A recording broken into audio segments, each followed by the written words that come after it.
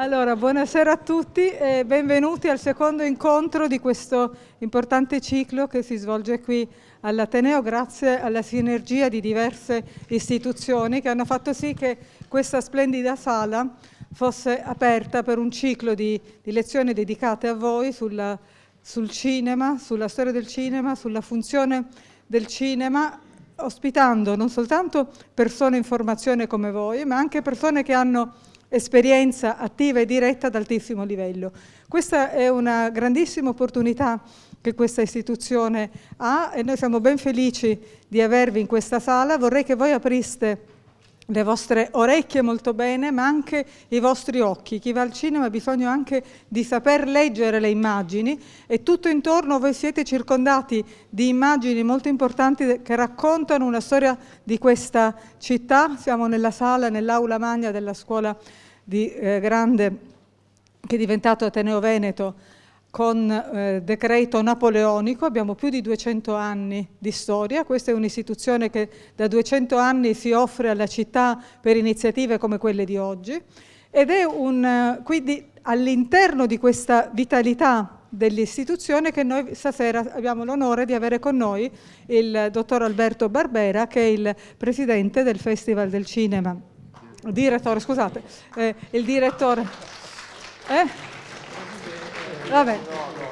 del Festival del Cinema di Venezia, che è stato direttore del Museo del Cinema di Torino, e quindi stasera avremo modo di sentire la sua esperienza diretta di professionista sul campo del cinema, ma io vi prego di ascoltare lui e di sentirvi coinvolti in questa sede, perché questa è una sede di dialogo aperto tra istituzioni e tra persone di tutta l'età.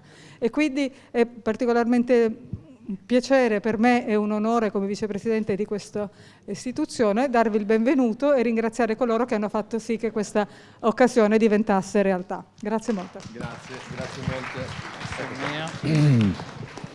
Ma io mi taccio subito perché è un compito tecnico. Volevo solo aggiungere che alle tante cariche che Alberto Barbera ha e ha avuto, ne ha un'altra magnifica. Direttore, è una carica. Ce n'è un'altra che è quella secondo me più importante, che è quella di cinefilo, secondo me. Dovete sapere che per Croce o Delizia e come direttore della Mostra del Cinema ogni anno vede 3.000? 4.000? Guarda, se vogliamo essere precisi, diciamo circa 1.800 lungometraggi e 1.700 cortometraggi. Questa è quindi la media. Lo sguardo che Barbera ha è anche costantemente rinnovato da questa visione. Però io comincerei veramente subito perché abbiamo moltissime cose da vedere. A te. Allora, buongiorno a tutti, benvenuti. Cercherò mi hanno affidato un tema, che è l'evoluzione del linguaggio cinematografico, che è un tema assolutamente affascinante perché lo è per me, spero lo sia anche per voi. Il cinema è una delle esperienze estetiche, spettacolari, artistiche in generale più entusiasmanti, una delle esperienze più complete, complessive. Il cinema è un'arte sincretica che è riuscita a integrare, mescolare, far proprio i linguaggi di tante altre forme espressive, trasformandoli in un linguaggio inedito che è stato il linguaggio dominante per tutto il Novecento. Il cinema, come sapete, ha una storia brevissima, è nato poco più di 100 anni fa, 120 anni fa. La prima proiezione pubblica di alcuni filmati dei fratelli Lumière come sapete, risale al 28 dicembre del 1895 e in questi 124 anni, per essere precisi, il cinema ha compiuto un'evoluzione che le altre arti avevano impiegato secoli per realizzare. Questo grazie anche all'accelerazione che il Novecento ha impresso a tutta la nostra esistenza e alla rapidità con cui evolve la tecnologia, che porta con sé ovviamente trasformazioni profonde anche nel linguaggio, nell'estetica, nella comunicazione, eccetera. Che cos'è il cinema? Il cinema è l'arte dell'immagine in movimento, detto in maniera molto banale. L'ambizione, il sogno, il desiderio di conferire movimento alle immagini statiche è qualcosa che coincide forse con la storia stessa dell'umanità. I primi spettacoli di ombre cinesi, sapete cosa sono, immagino non sia necessario spiegarvelo, risalgono addirittura, si dice, a 2 secoli prima della nascita di Cristo. Se vogliamo andare ancora più indietro, c'è un bellissimo documentario di un grandissimo documentarista, un grande regista, diciamo così perché poi spesso si usa il termine documentario in maniera riduttiva rispetto a quello che è il cinema di finzione. Un grandissimo documentarista, grandissimo regista, Werner Herzog, alcuni anni fa ha avuto la possibilità di girare all'interno di una grotta dell'Ardèche in Francia un documentario. La grotta era stata scoperta pochissimo tempo fa, adesso è chiusa perché contiene alcune delle pitture murali più antiche della storia dell'umanità, che risalgono a qualcosa come 32.000 anni fa. E proprio per proteggere queste pitture l'accesso è riservato soltanto agli scienziati, agli studiosi, eccetera. Herzog ha avuto la possibilità di entrare, ha avuto il permesso di entrare in questa grotta e ha ripreso queste pitture murali straordinarie. È un film girato in 3D, con una piccola telecamera in 3D, e c'è una sequenza straordinaria. Si vedono queste pitture di animali selvatici, cavalli, bisonti, che corrono. Si intuisce che corrono perché, i cavalli per esempio hanno la criniera al vento, eccetera. E c'è questa ripresa in 3D che mostra questi cavalli appaiati su uno sperone di roccia, e muovendo la luce di fronte a queste immagini si ha l'impressione che questi cavalli si muovano veramente. E Herzog dice, bene, questa è la nascita del cinema. È un po', se volete, un po' paradossale, però in qualche modo è vero. Sembra che questo artista primitivo di 32.000 anni fa in qualche modo avesse cercato di realizzare attraverso il disegno, di rappresentare l'idea stessa del movimento. E l'umanità per tutta la sua storia non ha fatto altro che cercare di inventare, di trovare degli strumenti tecnici per conferire il movimento alle immagini. Si dice anche, vabbè, ci sono una serie di evoluzioni, la faccio breve altrimenti potremmo stare qui a fare una lezione sul precinema. Però insomma nel 1600, a metà del 1600 un astronomo scienziato olandese inventa la lanterna magica, che diventa il primo spettacolo pubblico a cui il pubblico si appassiona, doveva essere uno strumento scientifico, diventa uno strumento spettacolare. Nel corso degli secoli successivi vengono inventati degli strumenti che danno movimento artificiale alle immagini fisse, prassinoscopi, zoetropi, eccetera, eccetera. E poi si arriva finalmente alla fine dell'Ottocento, quando i fratelli Lumière, mettendo insieme varie scoperte, varie intuizioni, anche di altri, di Thomas Edison, di altri, insomma, inventano il cinema, il dispositivo cinematografico, che è fatto che cosa? È fatto di una macchina da presa che registra su una pellicola sensibile delle immagini, di una sala cinematografica e di un proiettore che riproietta queste immagini su uno schermo per una fruizione condivisa. Questo è il dispositivo di fondo, di base, che ci consente di dire che i Lumière hanno inventato il cinema. Edison pochi anni prima aveva inventato una cosa che si chiamava kinetoscopio, era molto simile, c'era già la pellicola, però la fruizione era individuale, bisognava avvicinarsi a una scatola chiusa, c'era un visore, si guardava dentro questo visore e si vedeva scorrere un film della durata di pressappoco di 1 minuto, e quindi in qualche modo c'era già qualcosa che assomigliava al cinema. Mancava l'idea della sala cinematografica, mancava l'idea della proiezione sullo schermo, mancava l'idea della condivisione collettiva dell'esperienza della visione di un film. I fratelli Lumière hanno messo insieme tutta una serie di intuizioni e di scoperte tecniche, la perforazione della pellicola, la possibilità di trascinare la pellicola attraverso un meccanismo di ingranaggi, l'idea di proiettare l'immagine utilizzando la luce dietro alla pellicola stessa, che era lo stesso principio per cui funzionavano le lanterne magiche sostanzialmente, però questa volta c'era in più il fatto che le immagini non venivano disegnate su dei vetrini trasparenti come nel caso delle lanterne magiche, ma riprese dal vero e impressionate su una pellicola sensibile. Allora, vediamo, abbiamo credo 3 o 4 clip di queste vedute dei fratelli Lumière e poi vi dico altre cose.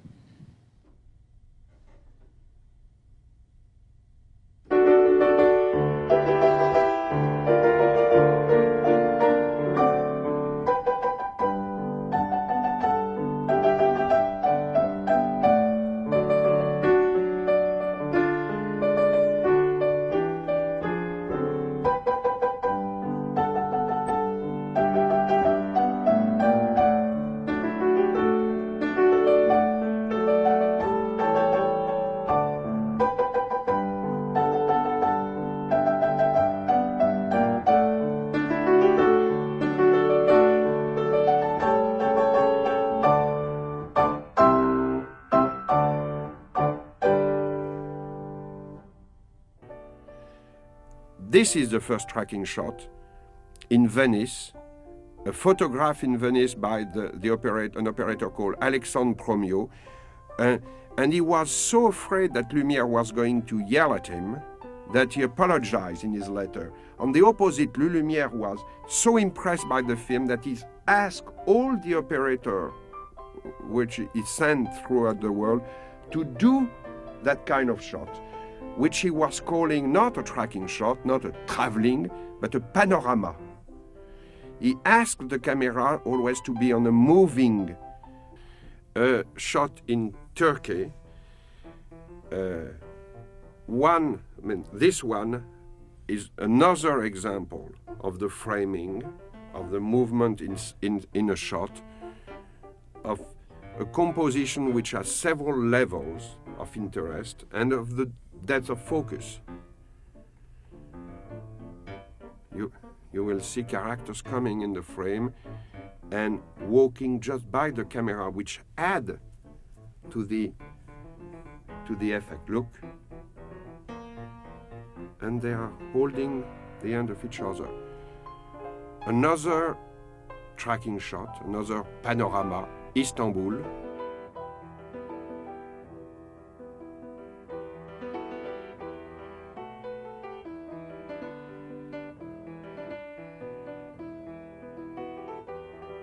It was a film which was discovered in 1996, and it's one of the masterpieces that the Lumière did, which was unknown until very, very recently.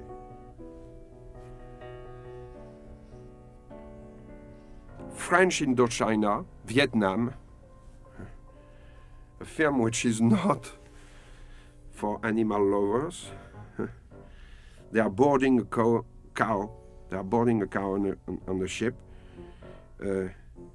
And again, that was a film which created a big impression when it was rediscovered by all the directors who came in Lyon to celebrate the shooting of the first film. Può bastare, credo. Sono tutti lunghi uguali, sono 52 secondi, perché questa è la durata massima del caricatore della bobina che stava dentro alla macchina da presa che i Lumière avevano inventato. Nel giro di 5-6 anni i Lumière fecero realizzare circa 1500 di queste vedute, mandando operatori in giro per il mondo. Il linguaggio del cinema non esisteva ancora e in quel momento queste vedute rispondevano a un'esigenza primaria: mostrare al pubblico di quegli anni immagini degli angoli più remoti del nostro pianeta che il pubblico non aveva mai visto prima. Non esisteva la televisione, esisteva la fotografia ovviamente, ma erano immagini fisse, non esisteva ancora il cinema, non esisteva niente che consentisse alle popolazioni europee, per esempio, immagini di altri angoli del nostro pianeta. Potete immaginare, mettetevi per un attimo nei panni di chi vedeva, che assisteva per la prima volta a proiezioni di questo tipo e immaginate la sorpresa, la curiosità di vedere cose mai viste prima. di vedere per di più immagini in movimento di quei luoghi, di quelle persone che guardavano in macchina. Non c'era la proibizione di guardare in macchina come poi avviene nel cinema narrativo contemporaneo, o almeno, perlomeno degli anni successivi. Il cinema in quel momento è soprattutto questo, una finestra sul mondo, l'antesignana della televisione, che oggi ci consente di fare esperienza di luoghi, persone, eventi in tutto il mondo con una immediatezza assoluta. All'epoca questa immediatezza non c'era e il cinema rispondeva a questa esigenza primaria, far scoprire il mondo a chi il mondo non lo conosceva perché non aveva la possibilità di viaggiare. Sono immagini bellissime, la voce fuori campo che avete sentito è quella di Bertrand Tavernier con un forte accento francese, perché lui è un regista francese bravissimo, presidente dell'Institut Lumière di Lione, che conserva la memoria di tutti questi, di tutto il lavoro dei fratelli Lumière e dei 1500 film che sono sopravvissuti e che sono stati in larga misura anche restaurati. Esiste un DVD, se volete potete acquistarlo, che presenta un centinaio di queste vedute, ce ne sono alcune assolutamente straordinarie, che sono in qualche modo all'origine della nascita del cinema stesso. Nonostante, ripeto, allora avete visto, macchina fissa, il movimento è tutto delegato ai soggetti che stanno dentro all'inquadratura, persone che parlano, persone a cavallo, tram che si spostano, il treno. Questa è una delle tante riprese dell'arrivo di un treno alla stazione. I fratelli Lumière ne ripresero più di uno perché la prima volta che fu proiettato in pubblico l'arrivo del treno, il pubblico era terrorizzato perché aveva l'impressione che il treno arrivasse contro di loro e si spaventarono. La prima reazione era anche di paura, che è una delle emozioni che si provano abitualmente al cinema. E quindi, visto il successo che questa ripresa aveva avuto, più volte i fratelli Lumière ripresero arrivi di treni, sempre con la stessa angolazione, avete notato? Il treno arriva in diagonale, scorre davanti alla macchina da presa, si ferma, i passeggeri scendono. C'è sempre questo. Tutte le riprese dei fratelli Lumière, quasi tutte, sono straordinarie dal punto di vista della composizione dell'immagine. Sembrano studiate a tavolino, sembrano realizzate con un gusto estetico sopraffino. In realtà erano operatori bravissimi, ma erano operatori che stavano sperimentando. Non è che avevano un'esperienza di anni di ripresa e potevano come dire, farsi utilizzare questa esperienza per realizzare inquadrature belle. Però la maggior parte di queste inquadrature sono assolutamente straordinarie. E se avete modo di vedere il DVD con il commento di Bertrand Tavernier, Bertrand vi spiega anche la qualità estetica di queste riprese. Il cinema ebbe naturalmente un immediato enorme successo in tutto il mondo. I fratelli Lumière non soltanto mandarono in giro per il mondo decine di operatori a riprendere immagini in tutti i luoghi, ma organizzarono proiezioni dei loro film un po' dappertutto. E il cinema si diffuse immediatamente un po' dappertutto con un grandissimo successo popolare. Si dice che i fratelli Lumière abbiano inventato il cinema documentario, anche se in realtà fecero anche altro, inventarono la commedia, inventarono alcuni effetti speciali. Non abbiamo tempo di vederli perché, però è straordinario come i Lumière fossero intelligenti e avessero intuito le straordinarie potenzialità di questo mezzo, anche se in realtà a un certo punto abbandonarono il cinema. Louis Lumière disse: il cinema è un'invenzione senza futuro, la gente si stancherà di vedere riprese di questo tipo e dopo 5-6 anni si dedicarono ad altro. Cominciarono a fare studi sulla fotografia a colori, inventarono un procedimento per realizzare stupende, straordinarie immagini a colori. Anche lì l'esperimento durò alcuni anni, poi venne abbandonato e per la fotografia a colori bisognava aspettare invenzioni successive. Però continuarono a sviluppare brevetti straordinari in ambito tecnico, tecnologico, eccetera. Addirittura alla fine degli anni 30, alla fine degli anni 20, all'inizio degli anni 30, fecero degli esperimenti per realizzare film in 3D. No? Quindi la dimostrazione di quanto fossero all'avanguardia, di quanto abbiano contribuito allo sviluppo del cinema. Contemporaneamente, a una delle prime proiezioni organizzate a Parigi dai Fratelli Lumière, si presentò Georges Méliès. Georges Méliès era un attore di varietà, faceva spettacoli di magia, eccetera, aveva un grande successo, partecipò a una di queste proiezioni, intuì le potenzialità a sua volta delle invenzioni dei Fratelli Lumière, cercò di convincere i Lumière a vendergli una macchina da presa e i Lumière rifiutarono e se la fece costruire da un suo ingegnere. Non era molto difficile imitare l'invenzione dei Fratelli Lumière. E con quella macchina da presa già l'anno dopo, alla fine del 1896, incominciò a realizzare film di tutt'altro tipo. Adesso ne vediamo qualcuno.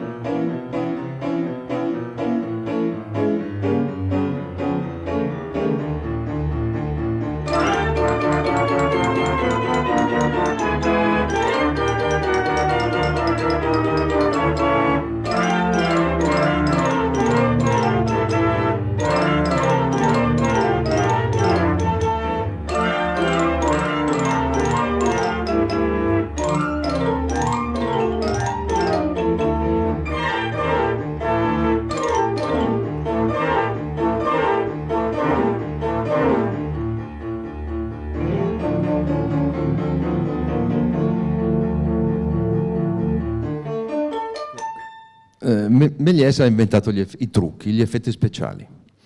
Aveva capito che spezzando un'azione e poi riattaccando due pezzi di pellicola poteva far apparire e scomparire elementi della scena, facendo al cinema quello che lui faceva a teatro, no? Facendo dell'illusionismo. Sono piccolissimi racconti che ebbero un successo enorme. Insieme con i film dei Fratelli Lumière, i film di Georges Méliès cominciarono a viaggiare in tutto il mondo. Méliès fu attivo fino al 1913, poi in realtà fu costretto a chiudere la sua attività perché aveva fatto un errore, cioè lui non vendeva copie dei suoi film chiedendo diritti d'autore sui film venduti, ma vendeva semplicemente delle copie. Copie fisiche, per cui in realtà il modello diciamo così, di marketing non funzionava e a un certo punto non resse più come dire, la gestione economica della sua attività e quindi nel 1913 smise di fare cinema. C'è un bellissimo film di Martin Scorsese di pochi anni fa che è proprio dedicato a Georges Méliès. Come si chiama? Ho dimenticato. Ma no, io volevo anche però avete visto che il primo era a colori? Sì. Allora si possono dire alcune cose. Intanto avete sentito che tutti questi sia i film dei Fratelli Lumière che i film di Méliès sono accompagnati dalla musica.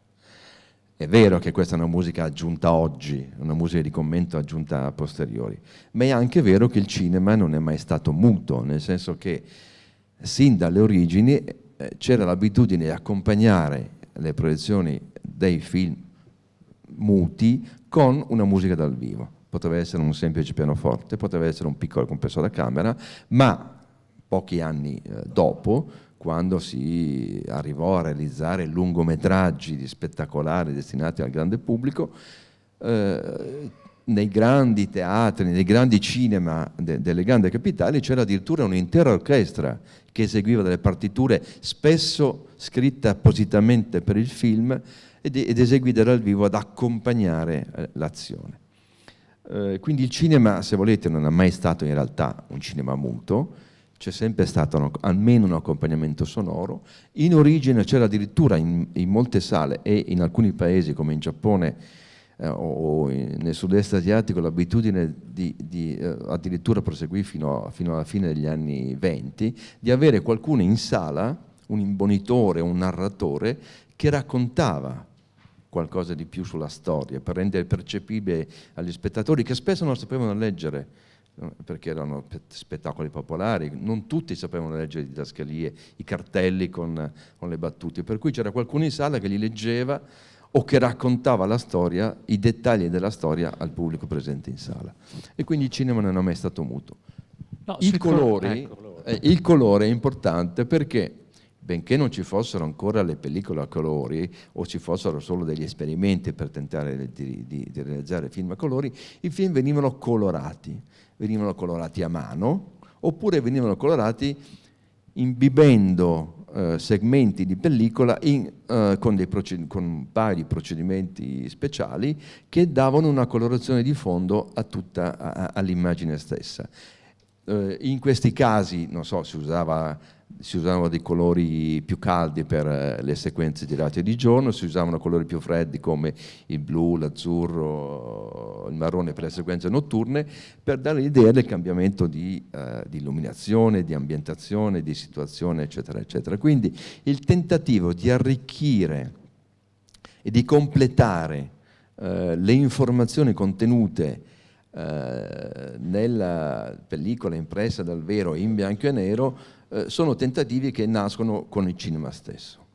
Per anni siamo stati abituati a vedere film completamente in bianco e nero perché spesso perché venivano ristampati in questo modo, poi sia le cineteche e i laboratori hanno imparato a recuperare la colorazione originaria, a ristampare le pellicole con i colori delle origini e quindi abbiamo capito una serie di cose, così come sappiamo tutti che il Partenone per esempio non è mai stato bianco, è sempre stato affrescato in maniera ricchissima con colori diversi. Anche il cinema non è mai stato soltanto in bianco e nero, è sempre stato un cinema a colori a seconda delle procedure con cui veniva sovrapposto il colore alle immagini in bianco e nero.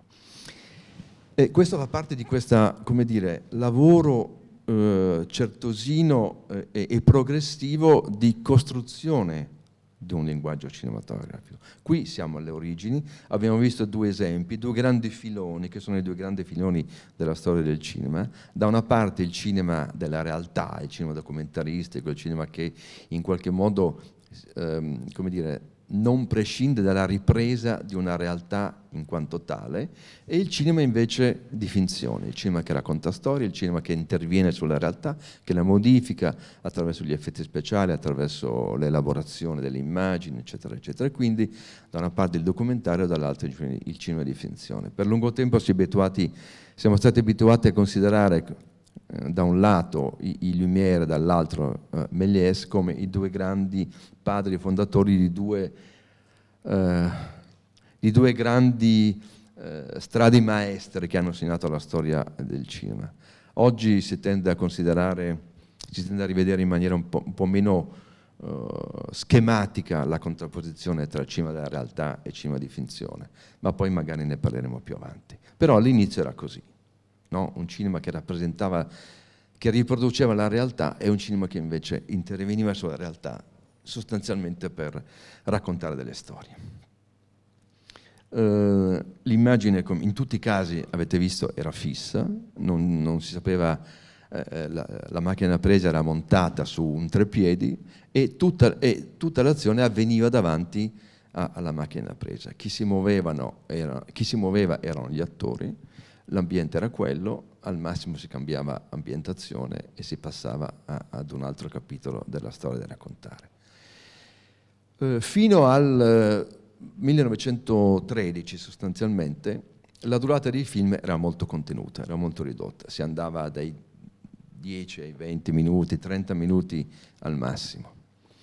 Il primo film che sfonda questa parete, che è la parete della durata, è un film italiano, uno dei caposaldi dello sviluppo del linguaggio cinematografico, ed è Cabiria di Giovanni Pastrone, realizzato a Torino da una casa di produzione che si chiamava Italafilm, fondata da Pastrone, che era un genio assoluto, produttore, regista, inventore, ha inventato tra le altre cose ha brevettato il carrello, cioè il modo di far muovere per la prima volta nella storia del cinema la macchina da presa. Erano movimenti ancora molto piccoli, molto modesti, però già in funzione espressiva. Aveva già intuito Pastrone le potenzialità del movimento della macchina da presa rispetto all'esigenza di costruire, di coinvolgere lo spettatore nella costruzione del racconto cinematografico.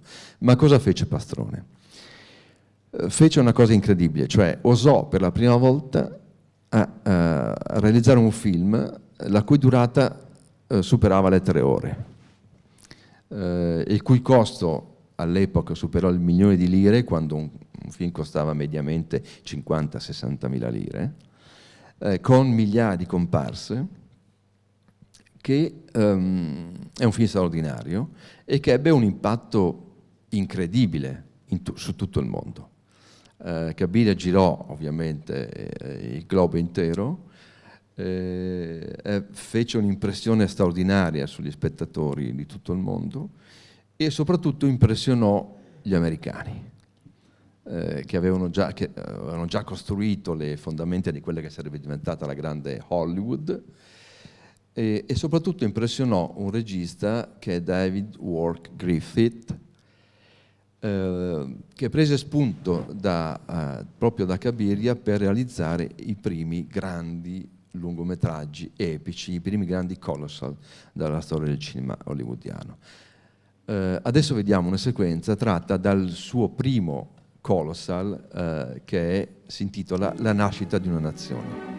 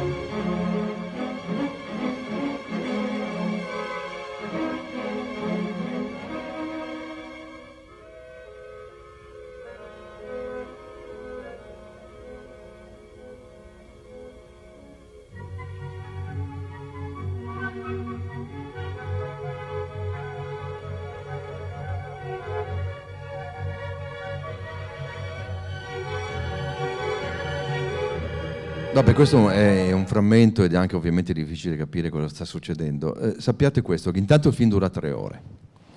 È un film ambiziosissimo, ambientato diviso in 2 parti. La prima parte avviene durante la guerra di secessione fra il nord e il sud, quando il nord decise di imporre la fine della segregazione razziale, e poi quello che avviene dopo la fine della guerra, dopo che il nord ha vinto, dopo che ha imposto la liberazione dei neri dalla schiavitù. È un film in realtà profondamente razzista, perché esalta il ruolo del Ku Klux Klan negli anni in cui, immediatamente dopo la fine della guerra di secessione, le difficoltà all'interno della società del sud degli Stati Uniti di accettare il nuovo ruolo assunto dai neri, faceva sì che la loro presenza fosse avvertita come prevaricante rispetto ai diritti dei bianchi. Però insomma, a parte tutte queste cose che non abbiamo il tempo di approfondire qui e di discutere, quello che avrete intuito vedendo questo breve frammento è che siamo in presenza ormai di un linguaggio narrativo sufficientemente articolato, elaborato e anche sofisticato nella contrapposizione delle immagini, nell'alternanza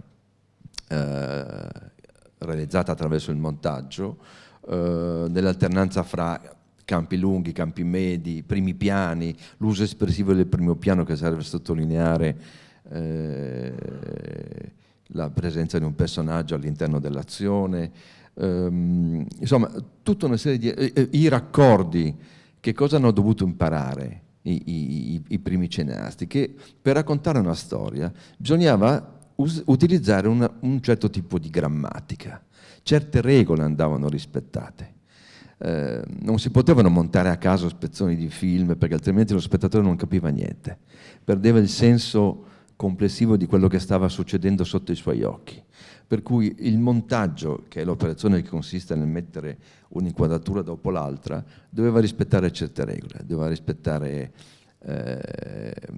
il montaggio doveva venire in accordo, non so, per esempio sull'asse, sullo sguardo dei protagonisti,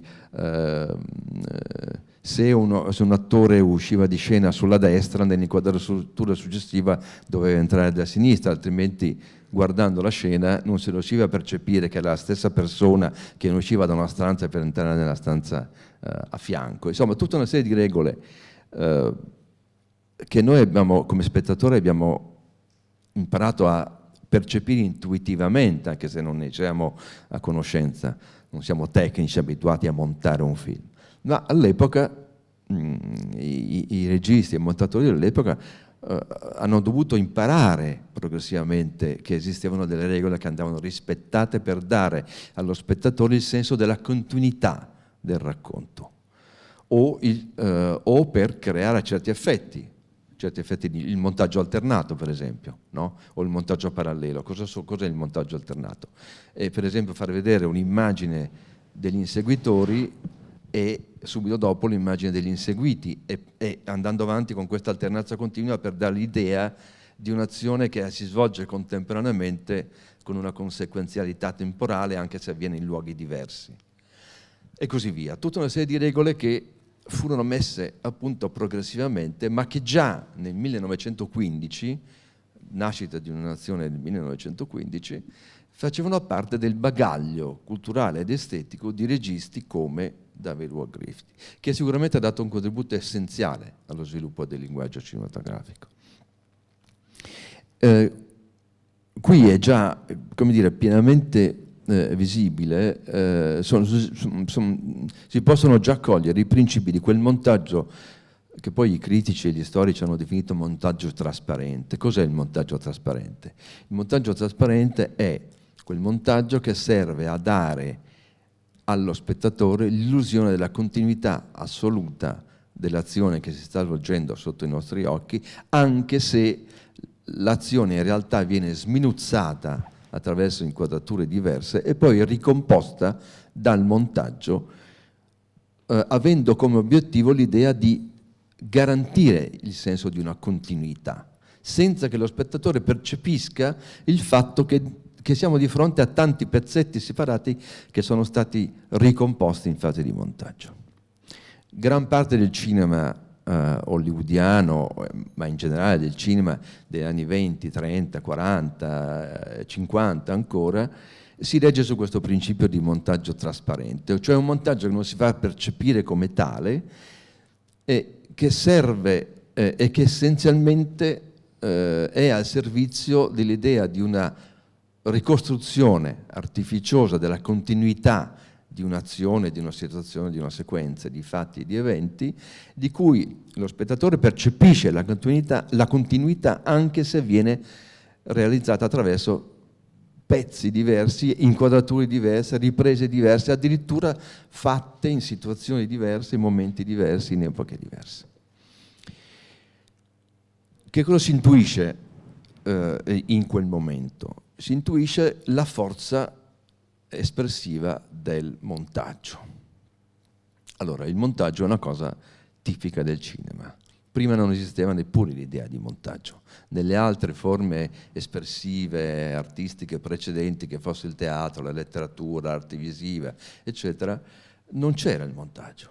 C'era l'idea di una continuità assoluta, una storia veniva narrata in maniera progressiva, a teatro un'azione si svolgeva nella sua attualità, nella sua verità, nella sua concretezza di fronte agli occhi dello spettatore. Il cinema introduce questo principio inedito che è il principio del montaggio, che avrà un'influenza enorme perché una volta visti gli effetti e le possibilità, di cui poi parleremo, vedremo altri esempi importanti per capire che cos'è il montaggio, per capire meglio cos'è il montaggio e fin dove può arrivare il montaggio in termini di espressività, di effetti estetici, eccetera, eccetera. Bene, però questa ebbe un'influenza così importante che tutte le altre arti, o perlomeno le arti contigue, si impadronirono di questo strumento introducendo il principio del montaggio anche all'interno di forme espressive che col cinema non avevano niente a che fare. Per esempio la letteratura, per esempio il teatro, per certi versi anche le arti figurative, eccetera. Gli scrittori, per esempio, incominciarono a capire che potevano raccontare una storia in maniera non lineare, non progressiva, che potevano utilizzare il montaggio per andare avanti e indietro con la propria storia, fare quello che al cinema si chiamano flash forward o flashback, e così è teatro. Il montaggio sostanzialmente consiste nello scomporre un'azione e nel ricomporla, in tantissime maniere, non in una sola, in tantissimi modi. Per questo che il montaggio viene definito dagli storici, dai teorici dell'epoca come lo specifico filmico, perché era quella cosa, quello strumento linguistico proprio del cinema, inventato del cinema, connaturato al linguaggio cinematografico, che apparteneva soltanto al cinema e che prima non esisteva, anche se poi venne utilizzato e sfruttato da altre forme espressive, narrative e comunicative. Il montaggio, avete visto nella sequenza di grifti che vi abbiamo fatto vedere, che funziona già egregiamente, funziona in maniera espressiva, funziona in maniera narrativa, i raccordi ci sono già tutti, sono tutti a posto, vedendo il film si ha l'idea di questa continuità che il regista vuole realizzare attraverso il racconto, lo storytelling della storia che mette in scena. Facciamo un salto geografico, passiamo da Hollywood alla Russia post-rivoluzionaria. Lenin, così come tanti altri politici e spesso dittatori dell'epoca, intuì le straordinarie potenzialità comunicative del cinema e disse a suo tempo che il cinema era l'arma più potente, era lo strumento di comunicazione di massa più potente di tutti, imitato qualche anno dopo da Mussolini, da Hitler, da tutti i dittatori di quel periodo. Per cui subito dopo la rivoluzione del 1917 il cinema ebbe, insieme ad altre forme espressive, nella Russia post-rivoluzionaria uno sviluppo enorme. E ci furono una serie di registi straordinari che si interrogarono sulle potenzialità comunicative del cinema e sul modo di rafforzare la funzione comunicativa del cinema stesso e del linguaggio cinematografico. Uno degli sperimentatori, dei teorici più importanti, anche perché alla sua scuola si formarono registi come Eisenstein e Dziga Vertov, fu Lev Kuleshov. Lev Kuleshov, che forse non ha fatto grandi film, è passato però alla storia per aver fatto degli esperimenti. Adesso li vedremo.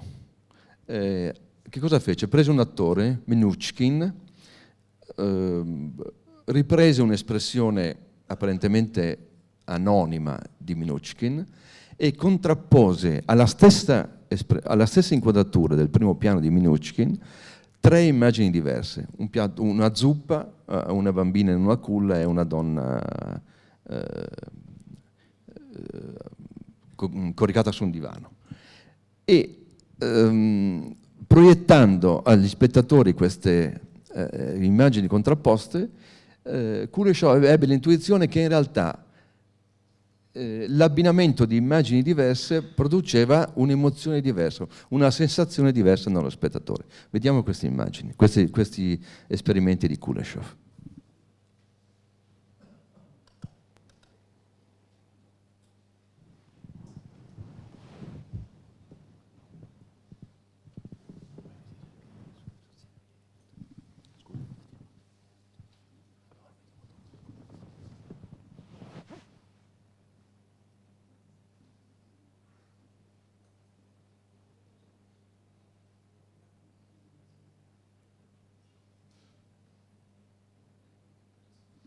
Ecco, avete visto? L'immagine dell'attore è sempre la stessa, però abbinata a soggetti diversi dà l'impressione che nel primo caso l'attore guardi al piatto, alla zuppa con desiderio che rappresenta forse la fame e il desiderio di mangiare. Nel caso del bambino si ha l'impressione che esprimono una sensazione di tenerezza nei confronti del bambino stesso e nei confronti della donna invece esprimono una forma di desiderio e di attrazione nei confronti della donna. Ecco, questo esperimento che ebbe una risonanza enorme all'epoca è alla base di tutta una serie di riflessioni e di sperimentazioni che altri registi fecero in quegli anni, Eisenstein, come vi dicevo, Pudovkin, Dziga Vertov, eccetera. Eisenstein, per esempio, a lungo è stato considerato, e lo è in effetti, come il più grande, come uno dei maggiori teorici del montaggio, un regista che non soltanto attraverso i suoi film, che erano e rimangono come film straordinari, ma anche come autore di alcuni saggi teorici di riflessione sull'uso, sulla funzione e sulle possibilità espressive del montaggio che ancora oggi vengono studiati, analizzati da registi che vogliono imparare l'utilizzo comunicativo del linguaggio cinematografico e del montaggio in quanto tale. Il primo film di Eisenstein si chiamava Sciopero, poi ne fece un secondo che si chiamava Ottobre, il terzo si chiamava La corazzata Potionkin. Con la corazzata Potionkin, che doveva celebrare il decennale della rivoluzione d'ottobre del 1917, che per lungo tempo è stato considerato, per decenni è stato considerato come il film più importante, il capolavoro della storia del cinema, stava in testa a tutte le classifiche stilate dai critici di tutto il mondo come l'opera più seminale della storia del cinema, contiene straordinari esempi di utilizzo espressivo del linguaggio cinematografico. Cosa facciamo vedere prima? Quello dei leoni o quello della scalinata? Allora, per esempio, guardate questa sequenza brevissima. State attenti perché dura pochissimi secondi. Essa rispose il fuoco della corazzata. Il teatro Michaigne di Odessa. Il quartier generale.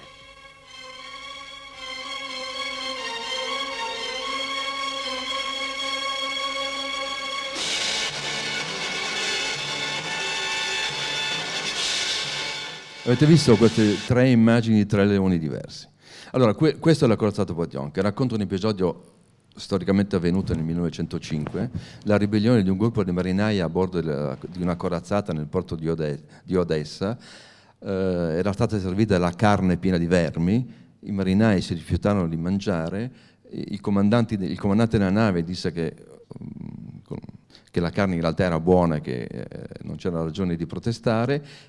C'è un episodio di ribellione, la folla si accalca di fronte alla corazzata sul porto di Odessa per sostenere la protesta dei marinai della corazzata Potionkin.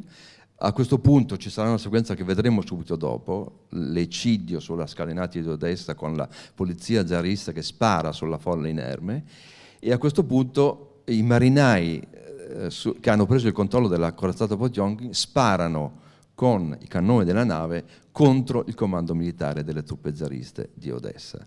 E Eisenstein inserisce queste 3 inquadrature brevissime di un leone addormentato, di un leone che si risveglia e di un leone che si innalza reagendo, per dare l'idea, come dire, simbolica, no? Che in quel momento c'è una reazione. Il popolo, prima addormentato, prende consapevolezza che sta succedendo qualcosa di grave, si risveglia, si alza e reagisce. E questo è un uso, come dire, e naturalmente Eisenstein su questo teorizza, sulla capacità simbolica ed espressiva del linguaggio cinematografico.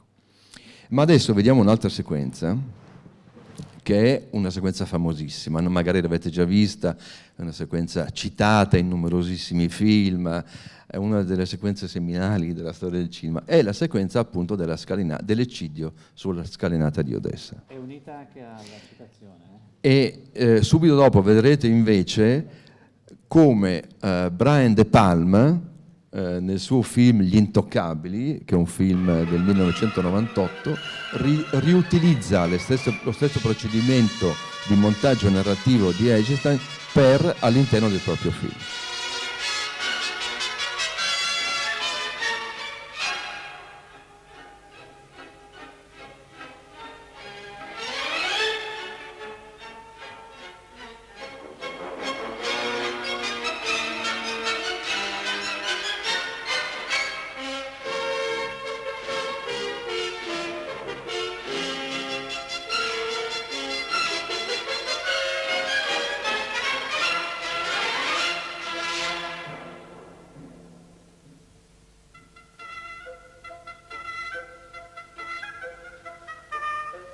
Ma all'improvviso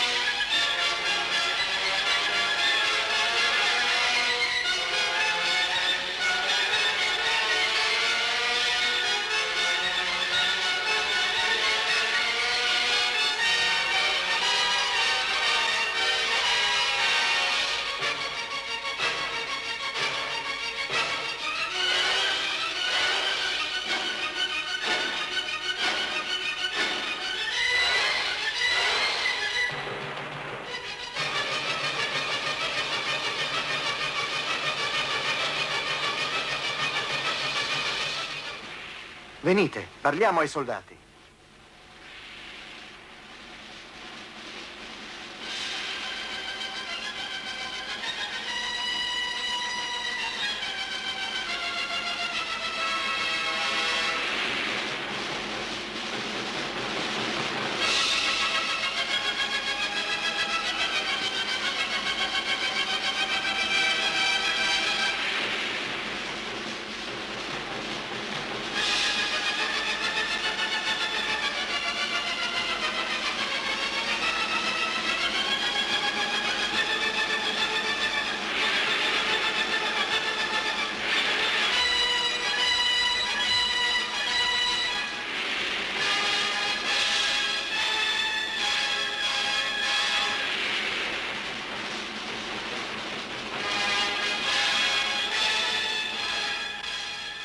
Ascoltateci, non sparate.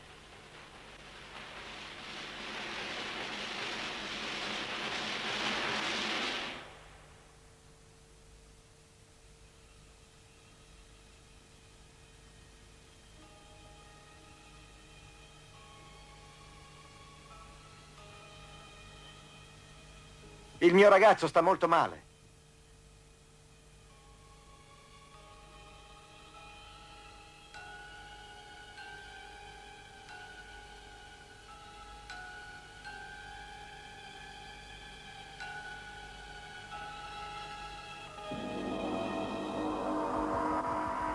I cosacchi!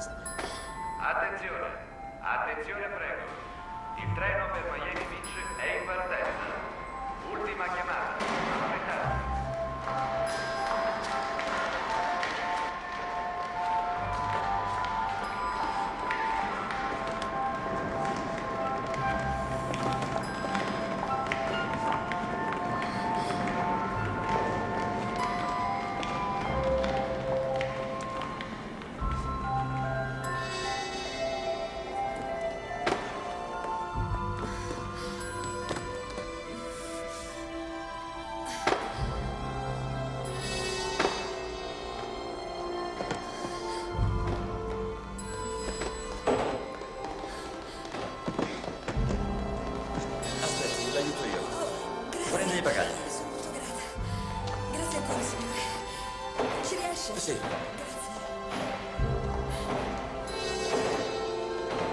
È davvero gentile. Se non mi avesse aiutato lei, non ce l'avrei fatta.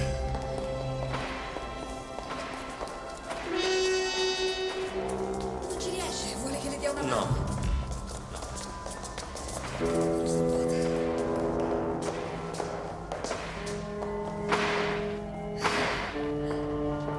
Ti diverti, eh? Sei proprio un bravo bambino. Grazie ancora. È stato meraviglioso. La ringrazio tanto.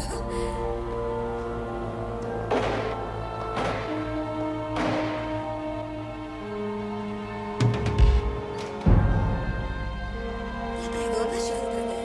Vorrei portarlo via di qui. Lei è stato di grande aiuto, davvero. Ormai posso portarlo io. Lo lasci pure. Grazie ancora. Grazie. Tesoro, cosa c'è? È successo qualcosa? Signore.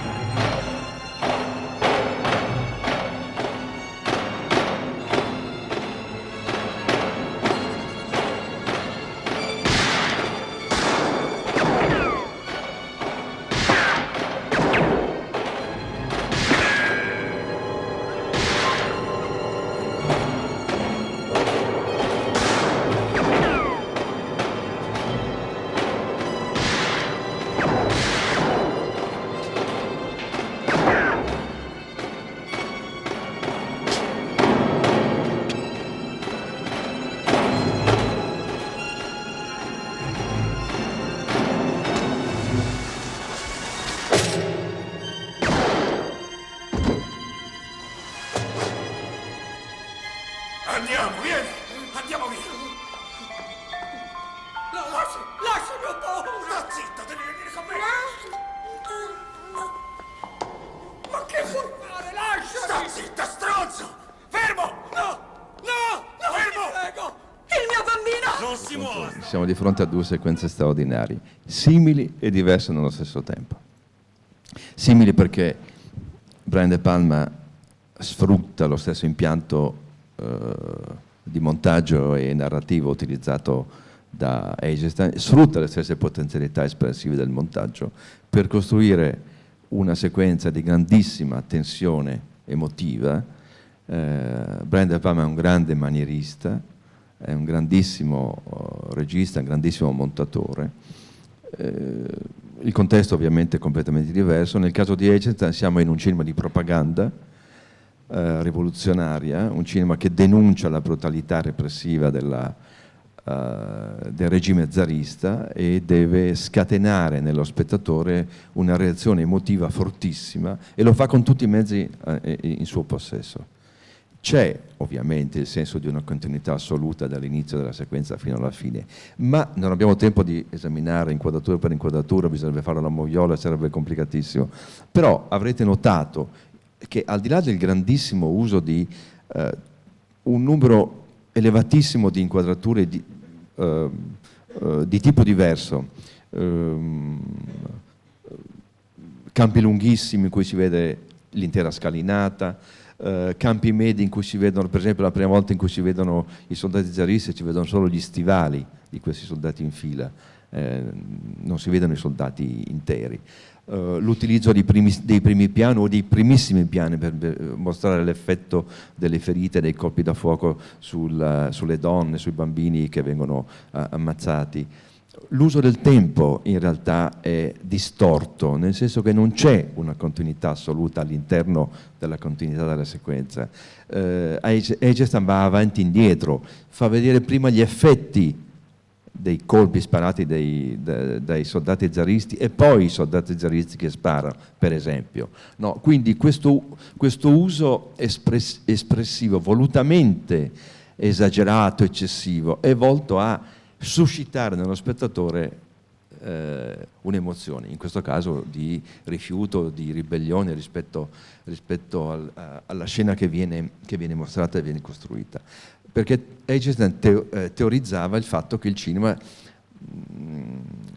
utilizzando un termine che veniva dall'esperienza teatrale di quegli anni, che era il montaggio delle attrazioni, cioè il montaggio di effetti, di esagerazione a teatro delle azioni, delle ambientazioni, e nel caso del cinema l'utilizzo espressivo del montaggio e di inquadrature diverse, di scala e di formato diverso, per ottenere un unico effetto, scatenare nello spettatore una reazione sostanzialmente emotiva che doveva portare poi a una riflessione di tipo invece intellettuale e di rifiuto, in questo caso della violenza del regime zarista, per schierarsi invece dalla parte dei rivoluzionari che si ribellavano al regime.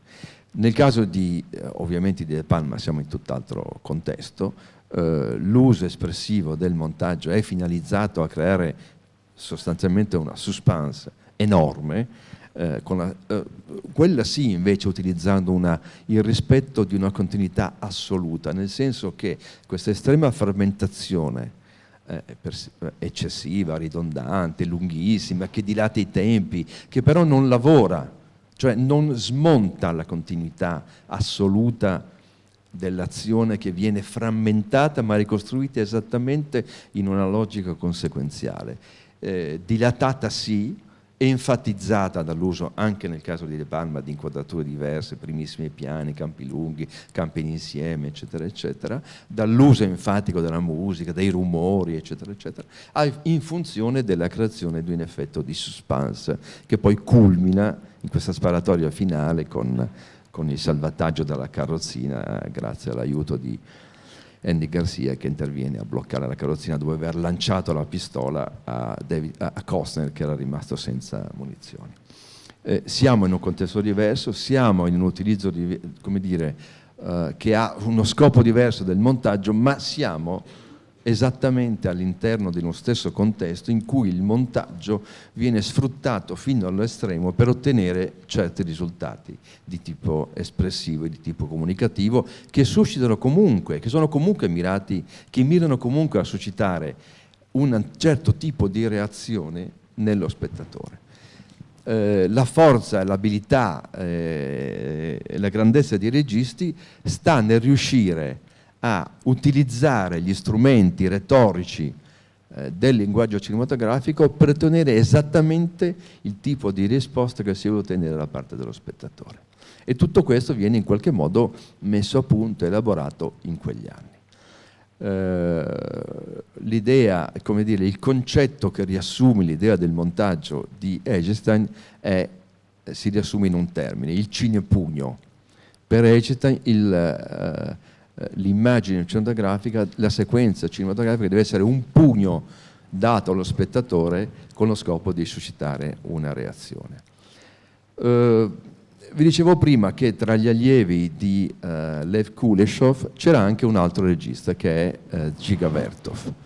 Dziga Vertov teorizzava invece il cineocchio, che è una cosa diversa dal cinepugno di Eisenstein, che si muove in un contesto diverso, con obiettivi diversi, ma che usa sostanzialmente il montaggio in funzione espressiva così come aveva fatto e faceva contemporaneamente Herzog. Adesso vediamo una sequenza, una clip da quello che è considerato il capolavoro di Giga Vertov, che è L'uomo con la macchina da presa, che è del 1928, coetaneo quindi alla corazzata Potionkin di Eisenstein.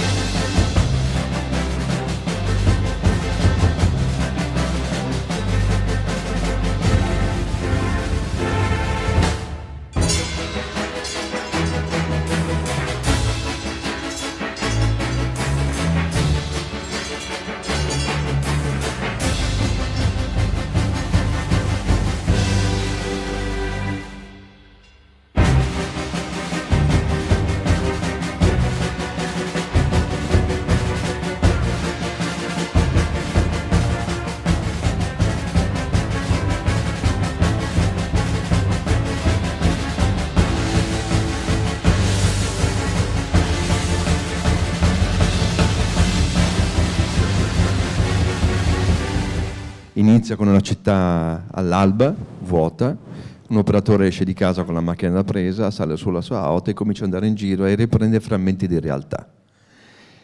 E si vede la macchina da presa in campo per tutto il film. Il film è anche un'esaltazione delle potenze espressive del cinema, della forza e del ruolo che il cineasta può avere all'interno di una società.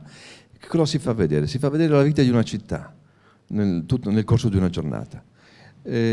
Tutta fatta di frammenti, di immagini reali, autentiche, riprese dal vivo, in contesti diversi, però tutte all'interno della città metropolitana.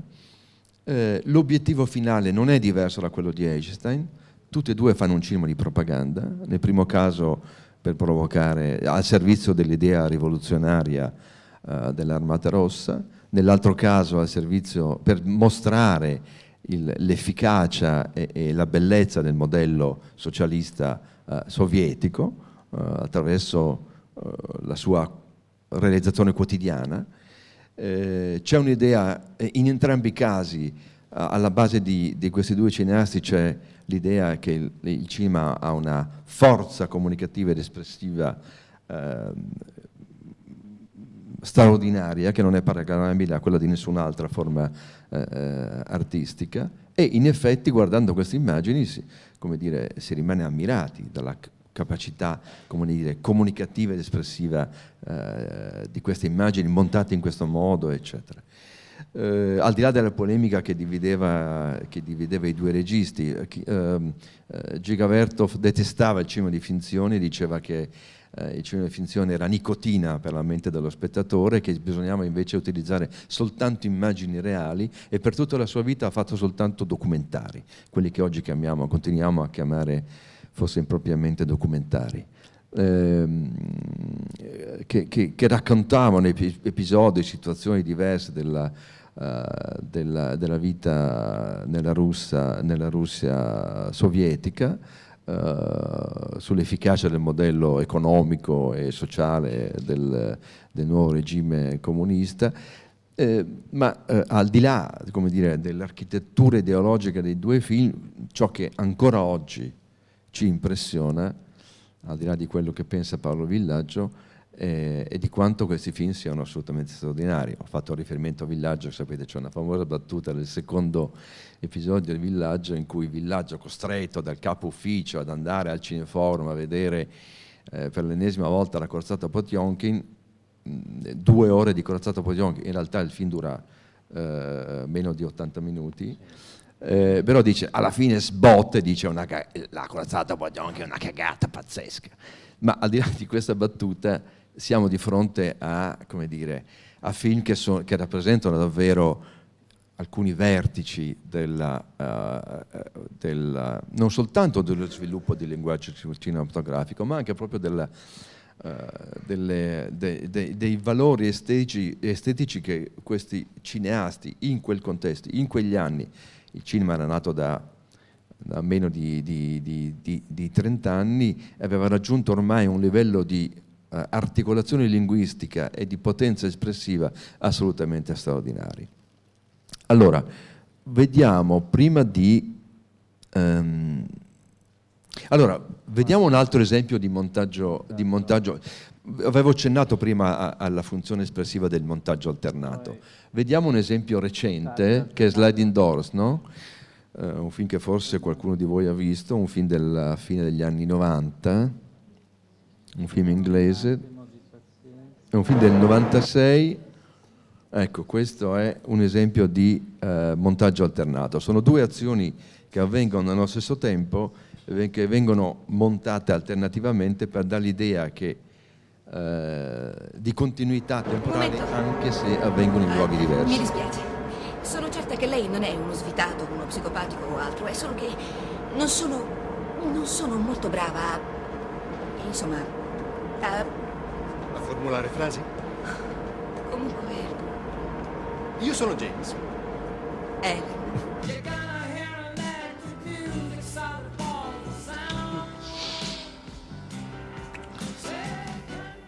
Non ho mai capito perché non è andata in porto, Jerry. Sei tornata in America, io non avevo i soldi per il viaggio. Ora sono qui, però. Ti ho voltato le spalle solo per 3 anni e tu vigliaccamente mi hai mollato per un'altra donna. Lo so, sono fatto così, impetuoso per natura. Vivo con una persona. Un uomo, vivo con un uomo. Davvero? Ho degli amici che considero miei fratelli e non mi confidano tanto. Lui che direbbe se sapesse che sta uscendo dalla metropolitana in pieno giorno con un perfetto estraneo?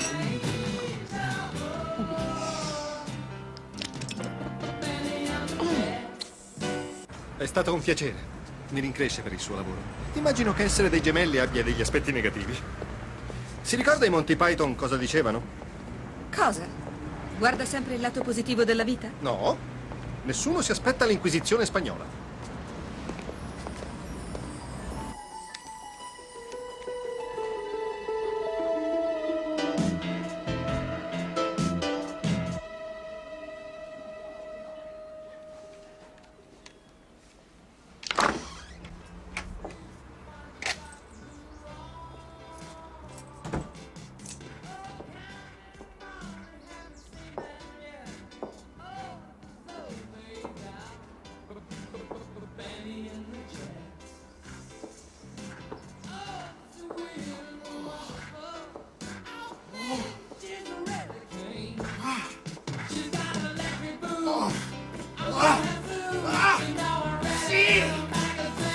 Abbiamo scelto questo esempio perché è abbastanza chiaro, no? Di uso del montaggio alternato.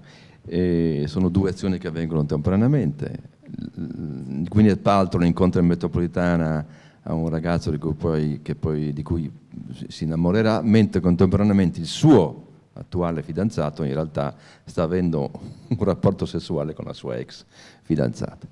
Il montaggio alternato in questo caso è come dire, in qualche modo connaturato all'idea stessa del film, che racconta le possibilità, le possibili alternative di una storia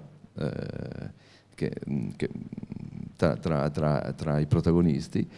Da notare anche un'altra cosa, anche qui siamo in presenza di quello che definivo prima un montaggio trasparente, nel senso che ci rendiamo conto che le azioni sono parallele, avvengono allo stesso tempo, anche se in luoghi diversi. C'è un uso forzato che non ci percepisce, ma che c'è, dell'ellissi narrativa, cioè il regista non ci fa vedere per intero le 2 azioni, lei che esce dalla metropolitana, che torna a casa, che scopre il tradimento, eccetera, eccetera, ma ci fa vedere solo alcuni momenti essenziali. È lo spettatore che riempie questi salti temporali che ci sono nel racconto con la propria esperienza. Sa che c'è un salto temporale, non è essenziale perché si segue comunque la continuità del discorso narrativo, e il montaggio serve anche a questo. Il montaggio trasparente serve anche a questa cosa qua, cioè a fare questi piccoli salti, a far compiere alla narrazione quei piccoli salti, lasciando fuori dal racconto stesso i momenti che non sono essenziali. Poi ci sono registi che invece lavorano esattamente in maniera opposta, cioè lavorano sul momenti non essenziali della storia, ma qui siamo già nel cinema moderno, nel cinema contemporaneo, in un altro ambito. Quello che mi importava era farvi capire come può essere utilizzato il montaggio a fini narrativi. Comunque torniamo indietro un attimo, dal 96 e da Sliding Doors torniamo alla fine degli anni 20. Gli esempi che abbiamo visto, adesso ne vediamo ancora uno e poi passiamo vediamo un esempio di un altro tipo di cinema, il cinema espressionista tedesco. Questo è Il gabinetto del dottor Caligari, che è un film del 1920.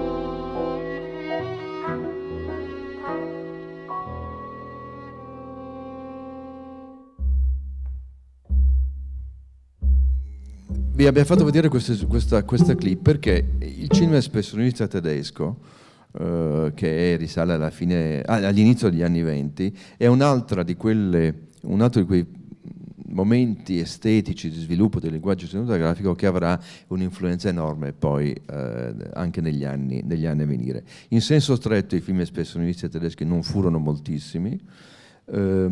Questo è considerato il capolavoro del cinema espressionista tedesco, il film in qualche modo più rappresentativo. Avete visto queste stranissime ambientazioni, queste scenografie assolutamente irreali, questi ambienti antirealistici, queste case con i tetti a punta, questi ambienti interni con i soffitti spioventi, con gli accessori di dimensioni inconsuete, irreali.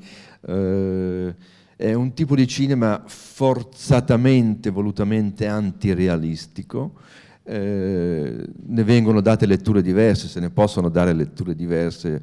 Per esempio c'è un libro famosissimo che si intitola Da Carigari a Hitler, di un grande sociologo tedesco, Krakauer, che dimostra come in realtà, che dà una lettura tutta sociologica e politica del movimento espressionista tedesco, dicendo che in qualche modo l'espressionismo prefigura,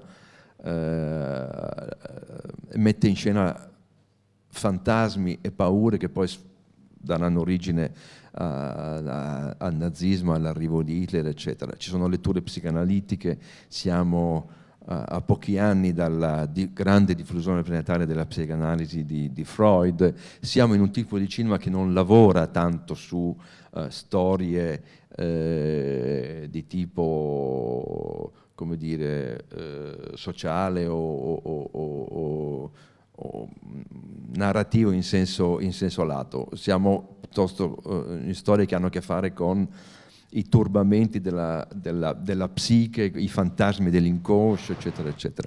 Perché è importante? Non ci sono molti esempi nel cinema successivo di un utilizzo così estremo e radicale delle scenografie, che si rifanno invece a momenti espressivi dell'arte tedesca di quello stesso periodo. Però ci sono alcuni elementi che rimangono e che ritroveremo nei decenni successivi, per esempio l'utilizzo dell'illuminazione fortemente contrastata, il predominio delle zone d'ombra sulle zone illuminate, che ritroviamo per esempio nel cinema americano dell'immediato dopoguerra, nel film noir, anche perché moltissimi dei registi, dei direttori della fotografia, dei tecnici tedeschi scappati dalla Germania per evitare di rimanere a lavorare sotto il nazismo e confluiti a Hollywood portano con sé l'esperienza accumulata in Germania nelle lavorazioni di film tedeschi di quel periodo e impongono per esempio uno stile figurativo e di illuminazione della scena che è funzionale alla messa in scena di un certo tipo di thriller, il cosiddetto film noir, film molto scuri, dove i rapporti fra gli uomini e delle donne sono rapporti di dominazione, insomma,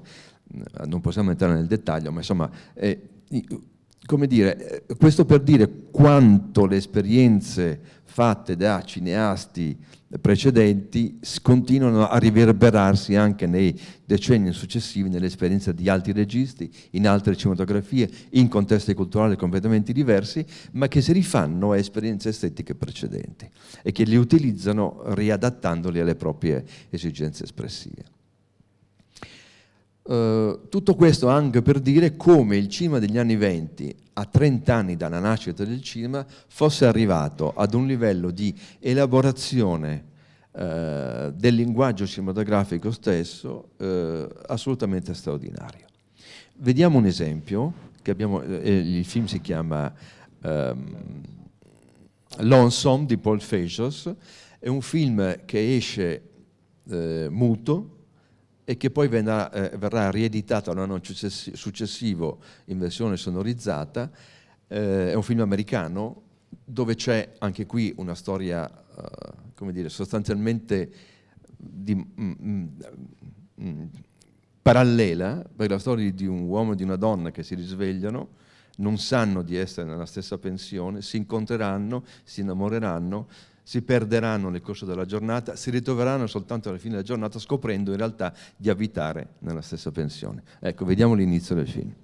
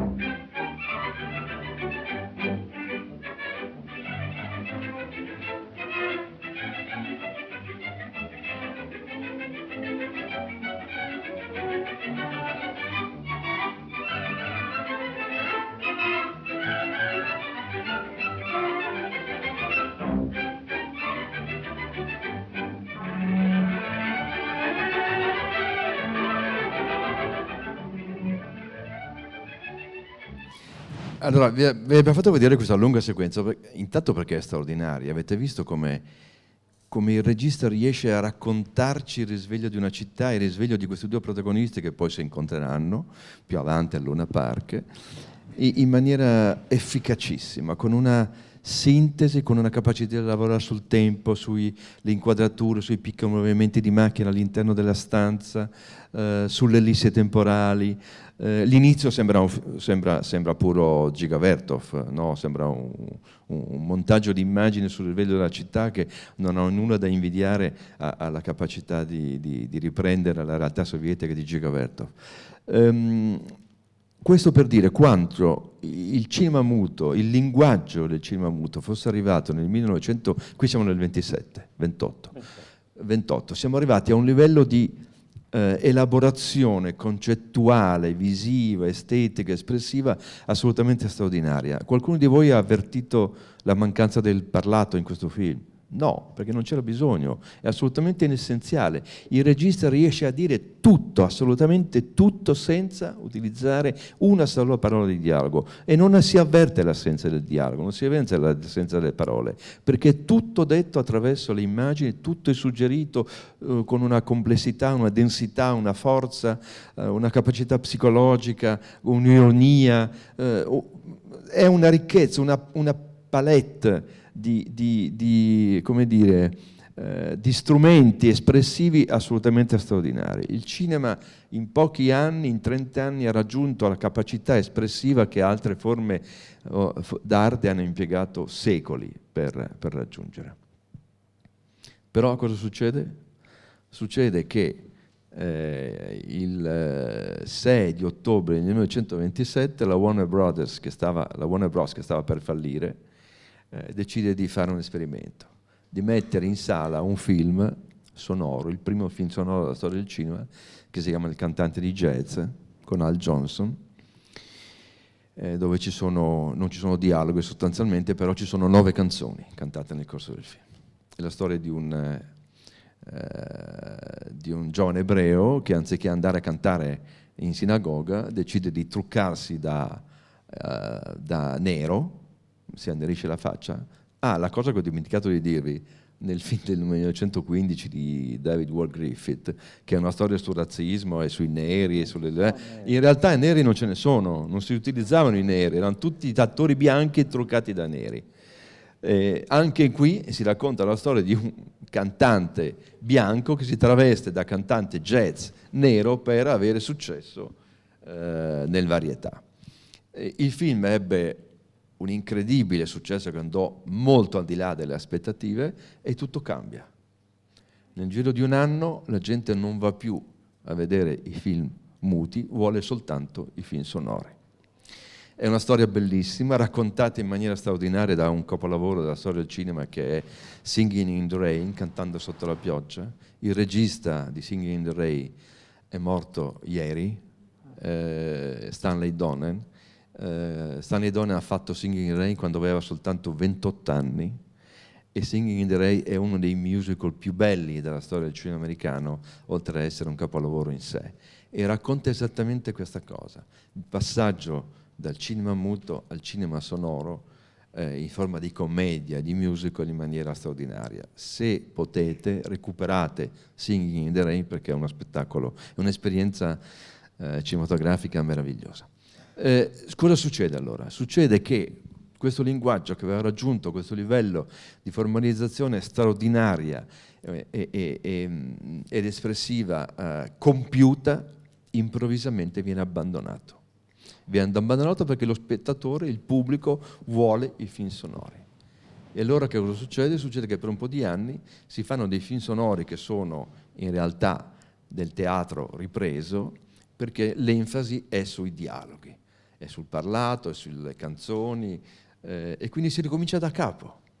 In qualche modo è come se assistessimo a una cesura, a una rottura di un codice, e il cinema dovesse reinventare se stesso. È esattamente quello che succede a cavallo tra il 1927 e il 1928, insomma tra la fine degli anni 20 e l'inizio degli anni 30. Il cinema deve reinventarsi. Lo farà velocemente, perché soltanto pochi anni dopo il linguaggio del cinema sonoro raggiunge a sua volta livelli di formalizzazione e di, come dire, e di controllo e di padroneggiamento di tutti gli strumenti a disposizione assolutamente straordinari. Infatti, la clip che vi facciamo vedere ora è di un altro capolavoro assoluto. Siamo nel 1940, l'anno prima John Steinbeck vince il Nobel per un romanzo che si intitola Furore, che se non avete letto dovete assolutamente leggere, perché è uno di quei libri destinati a cambiare la vostra vita. Io l'ho letto in ritardo, però lo considero uno dei romanzi assolutamente imperdibili nell'esperienza individuale. E John Ford, che era uno dei grandi registi di genere, diventato famoso con i western, quando c'è un episodio famoso, John Ford andò a una riunione di cineasti a Hollywood, prese la parola e presentandosi disse: mi chiamo John Ford e faccio western.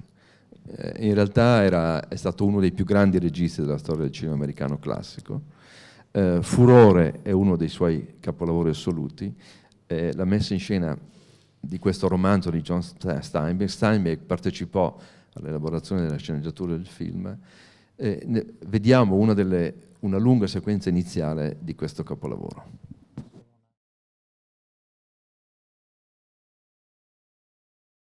La storia è quella di questa famiglia, come si chiamano?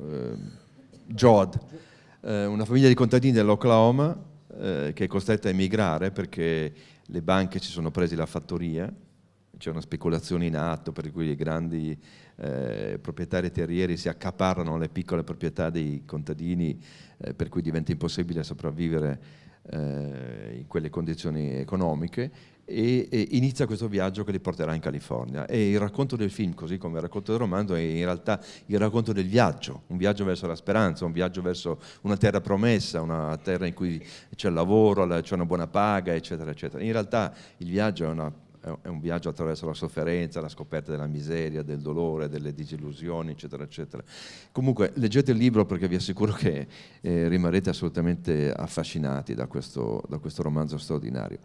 Questa sequenza, avete visto come è costruita? È una sequenza incredibile. Anche qui siamo a un livello di formalizzazione assoluta. Abbiamo l'impressione come spettatori di essere in mezzo a questa famiglia, a questo gruppo di personaggi, di attori. John Ford riesce, attraverso il montaggio, il gioco delle inquadrature diverse, dei campi diversi, dei campi lunghi, dei campi medi, dei primi piani, a farci sentire in mezzo a loro, a farci sentire questa situazione come assolutamente realistica, che si svolge con una continuità assoluta, anche se ovviamente è fatta di piccolissime ellisse narrative, ma non c'è nessun errore, nessuno sbaglio di raccordo. Abbiamo come spettatore la percezione assoluta della scena, della situazione, dei rapporti fra i personaggi. È un esempio mirabile di quel montaggio trasparente di cui vi parlavo prima, attraverso uno dei capolavori del cinema classico americano. Cosa succede? Succede però nulla rimane identico a se stesso. La storia dell'arte è una storia di trasformazioni continue, di invenzioni continue. Ogni regista che arriva, ogni grande regista introduce qualcosa di nuovo, introduce un modo nuovo di raccontare, introduce un modo nuovo di rappresentare le cose. Così come ha fatto per esempio la storia della grande pittura. Per secoli pensate alla pittura medievale, figure riprese di fronte, una piattezza assoluta, uno sfondo uniforme, figure intere, rigide. Poi arriva il Rinascimento, si scopre la prospettiva e la pittura cambia completamente. La storia dell'arte è una storia, come dicevo, di trasformazioni continue. Nel cinema è la stessa cosa. Mentre John Ford gira Furore, uno dei capolavori del cinema classico americano, poco tempo dopo, siamo nel 1941, un giovanissimo regista, Orson Welles, gira il suo primo film, che si chiama Citizen Kane, Quarto Potere, tradotto in italiano in Quarto Potere. Orson Welles ha 25 anni, viene dal teatro, è già un grande regista affermato a teatro, aveva fatto scalpore con una trasmissione radiofonica in cui aveva messo in onda La guerra dei mondi, un romanzo di fantascienza, facendola sembrare così vera che tutta l'America era terrorizzata all'idea che degli alieni stessero invadendo gli Stati Uniti, tanto era autentico come dire, la ricostruzione di questo episodio attraverso la messa in onda radiofonica, e Hollywood decide di affidare, di dare carta bianca a Orson Welles. Carta bianca al punto di lasciare a Orson Welles il controllo assoluto sul film, il last cut, come si chiama in gergo tecnico. Quasi nessun... Dovete sapere, dovete capire che Hollywood era organizzata come un'industria, no? Tanti reparti, gli sceneggiatori, i costumisti, i direttori di fotografia, i registi, gli attori, eccetera, eccetera, i musicisti, eccetera. Ciascuno lavorava, dava il suo contributo a una sceneggiatura, una volta approvata dal capo dello studio, della produzione, e ciascuno faceva il suo pezzetto di lavoro. Nessuno aveva il controllo assoluto sul film, se non il produttore stesso, che alla fine poteva decidere se il film così realizzato, così montato secondo le indicazioni contenute nella sceneggiatura originale poteva andare bene o no, o se no poteva modificarlo. Nel caso di Orson Welles siamo forse in presenza di uno dei primi casi del genere. Viene riconosciuto al regista il diritto di decidere qual è la versione definitiva del film, il cosiddetto diritto di last cut, cosa che fece infuriare tutti i suoi colleghi perché nessuno aveva questo diritto. Orson Welles gira questo film assolutamente rivoluzionario per tantissimi motivi.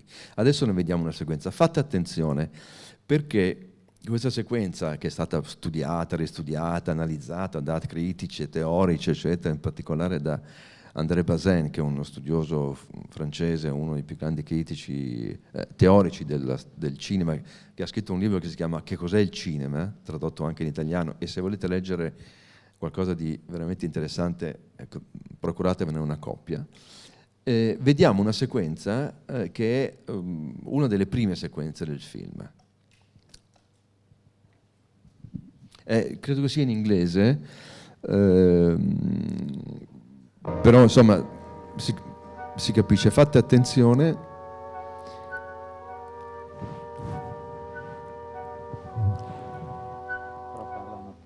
Parlano abbastanza poco. Vi descrivo velocemente la situazione. Il film inizia cercando di ricostruire la vita di questo Mr. Kane e di scoprire il segreto dell'esistenza di Mr. Kane. Ecco, qui inizia un piano sequenza, poi vi dirò che cosa è un piano sequenza.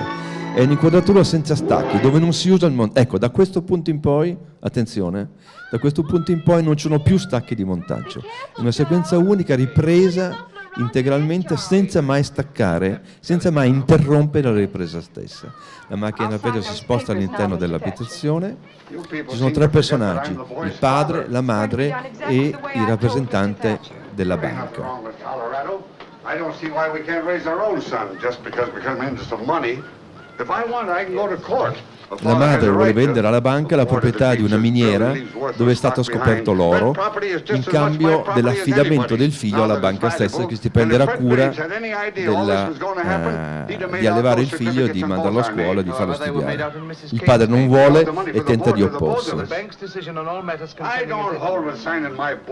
Guardate la profondità di campo. Ci sono tre piani: il primo piano la madre, il secondo piano il rappresentante della banca, in terzo piano il padre che tenta di opporsi alla firma del contratto, e in fondo, fuori dalla finestra, il bambino che gioca a palle di neve. Where do I sign, Mr. Thatcher? Right here, Mrs. Kane. Mary, I'm asking you for the last time. Anybody'd think I hadn't been a good husband. The sum of $50,000 a year is to be paid to you and Mr. Kane as long as you both live, and thereafter to the survivor. Well, let's hope it's all for the best. It is.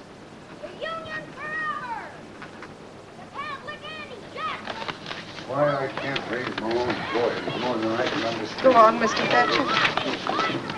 Everything else, the principal as well as all monies earned, is to be administered by the bank in trust for your son Charles Foster Kane until he reaches his 25th birthday, at which time he is to come into complete possession. Ecco, qui si è interrotto il piano sequenza perché ne inizia un altro. Inizia un altro al di fuori della casa, però non lo vediamo. Io volevo attirare la vostra attenzione su quel piano sequenza lì.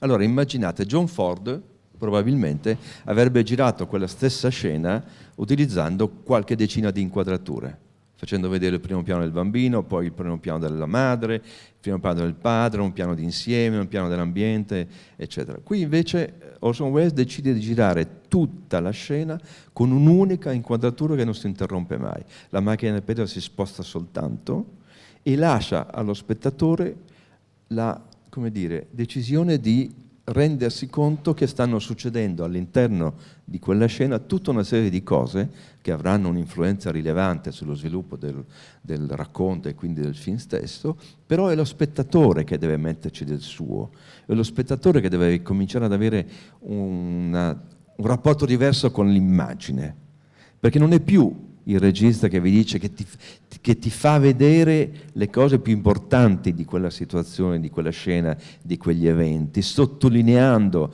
attraverso l'uso contrapposto di inquadrature diverse i momenti salienti. Qui tutto avviene di fronte alla macchina da presa, di fronte allo spettatore, ed è lo spettatore che deve fare un lavoro di interpretazione di quello che sta succedendo, di decifrazione.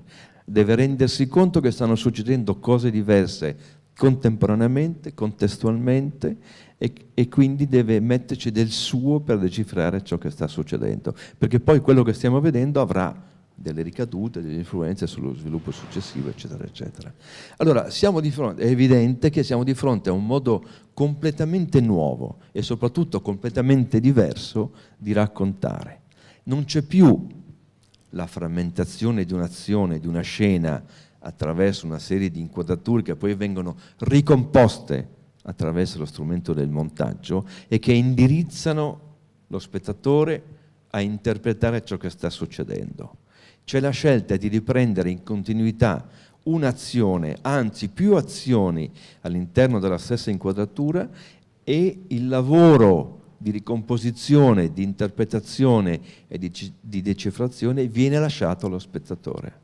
Qui nasce in qualche misura non soltanto un linguaggio nuovo, ma nasce anche un'idea moderna di cinema, un'idea moderna del racconto, che è una cesura netta rispetto al cinema classico. Si chiama piano sequenza perché? Perché piano è il termine che identifica l'inquadratura, e si chiama piano sequenza perché la sequenza è un'intera azione che nel montaggio tradizionale veniva scomposta e ricomposta attraverso l'utilizzo del montaggio stesso, mentre invece qui la ripresa avviene in continuità. Si chiama piano sequenza per questo motivo. Allora, adesso vi facciamo vedere un altro piano sequenza, che è l'inizio di un altro film di Orson Welles. Il film si chiama L'Infernale Queenan, è un film di genere.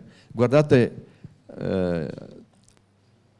il modo straordinario in cui viene costruito questo piano sequenza iniziale del film.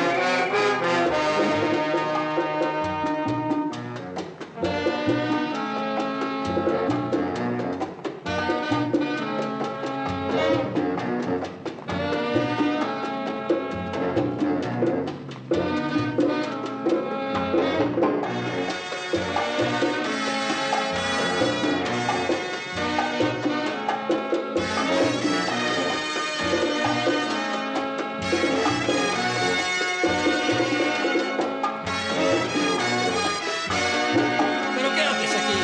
¿No es que estorbas? Quítate, órale. Me voy, me voy.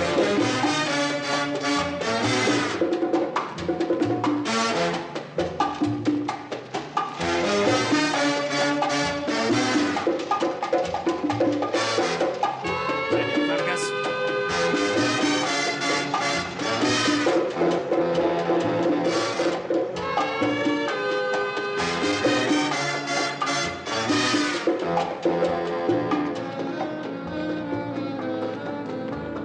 Voi due siete cittadini americani?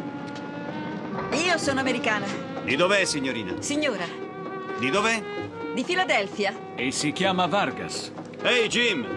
Hai visto chi c'è? Certo, il signor Vargas. Sempre a caccia di qualche spacciatore? Ora sono a caccia di una bibita fresca per mia moglie. Sua moglie? Ci siamo appena sposati. Ehi, ci lascia passare. Sì, un momento. Parlano di come ha liquidato l'impresa Grandi. Sì, e arrestate il loro capo. Uno dei capi, la famiglia Grandi è numerosa. Buonasera. Buonasera. Niente da dichiarare, signor Lineker? Ah, no. Ma io sento... Lei è cittadina americana? Sento un ticchettino. Sì, ok. Sul serio, Buonasera. un ticchettino nella testa.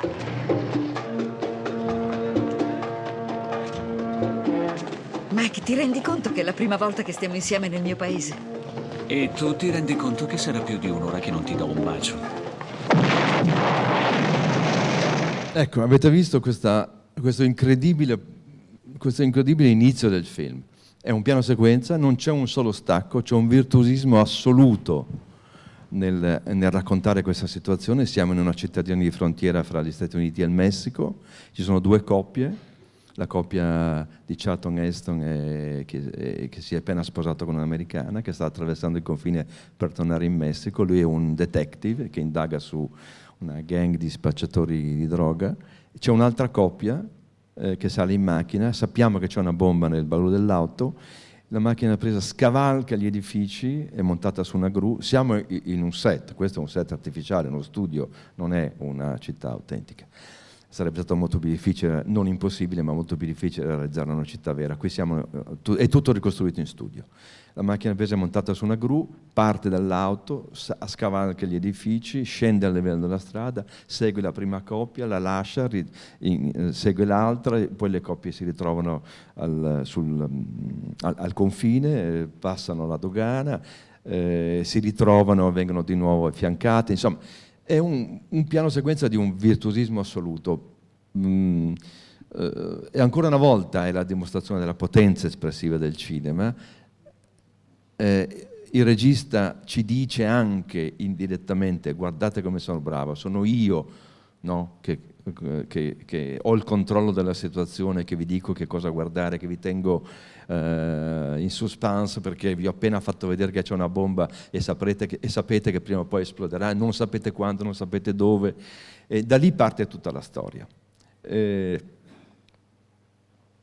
un piano sequenza studiatissimo, famosissimo e citatissimo.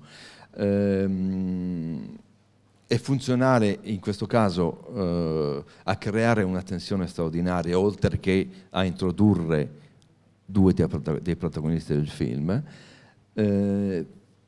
Pensate a quanto è diverso questo piano di sequenza, benché la finalità sia la stessa, dal piano di sequenza che abbiamo visto prima degli Intoccabili. Anche lì l'obiettivo finale era creare tensione nello spettatore e tenerlo in sospeso fino alla fine della sequenza stessa.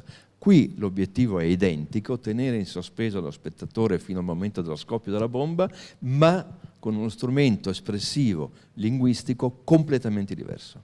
Anziché le decine e decine e decine di inquadrature girate da Brian De Palma e montate sapientemente con un montaggio straordinario, qui siamo in presenza di un'unica inquadratura che dura 4-5 minuti e che ottiene lo stesso effetto, ma con mezzi espressivi completamente diversi.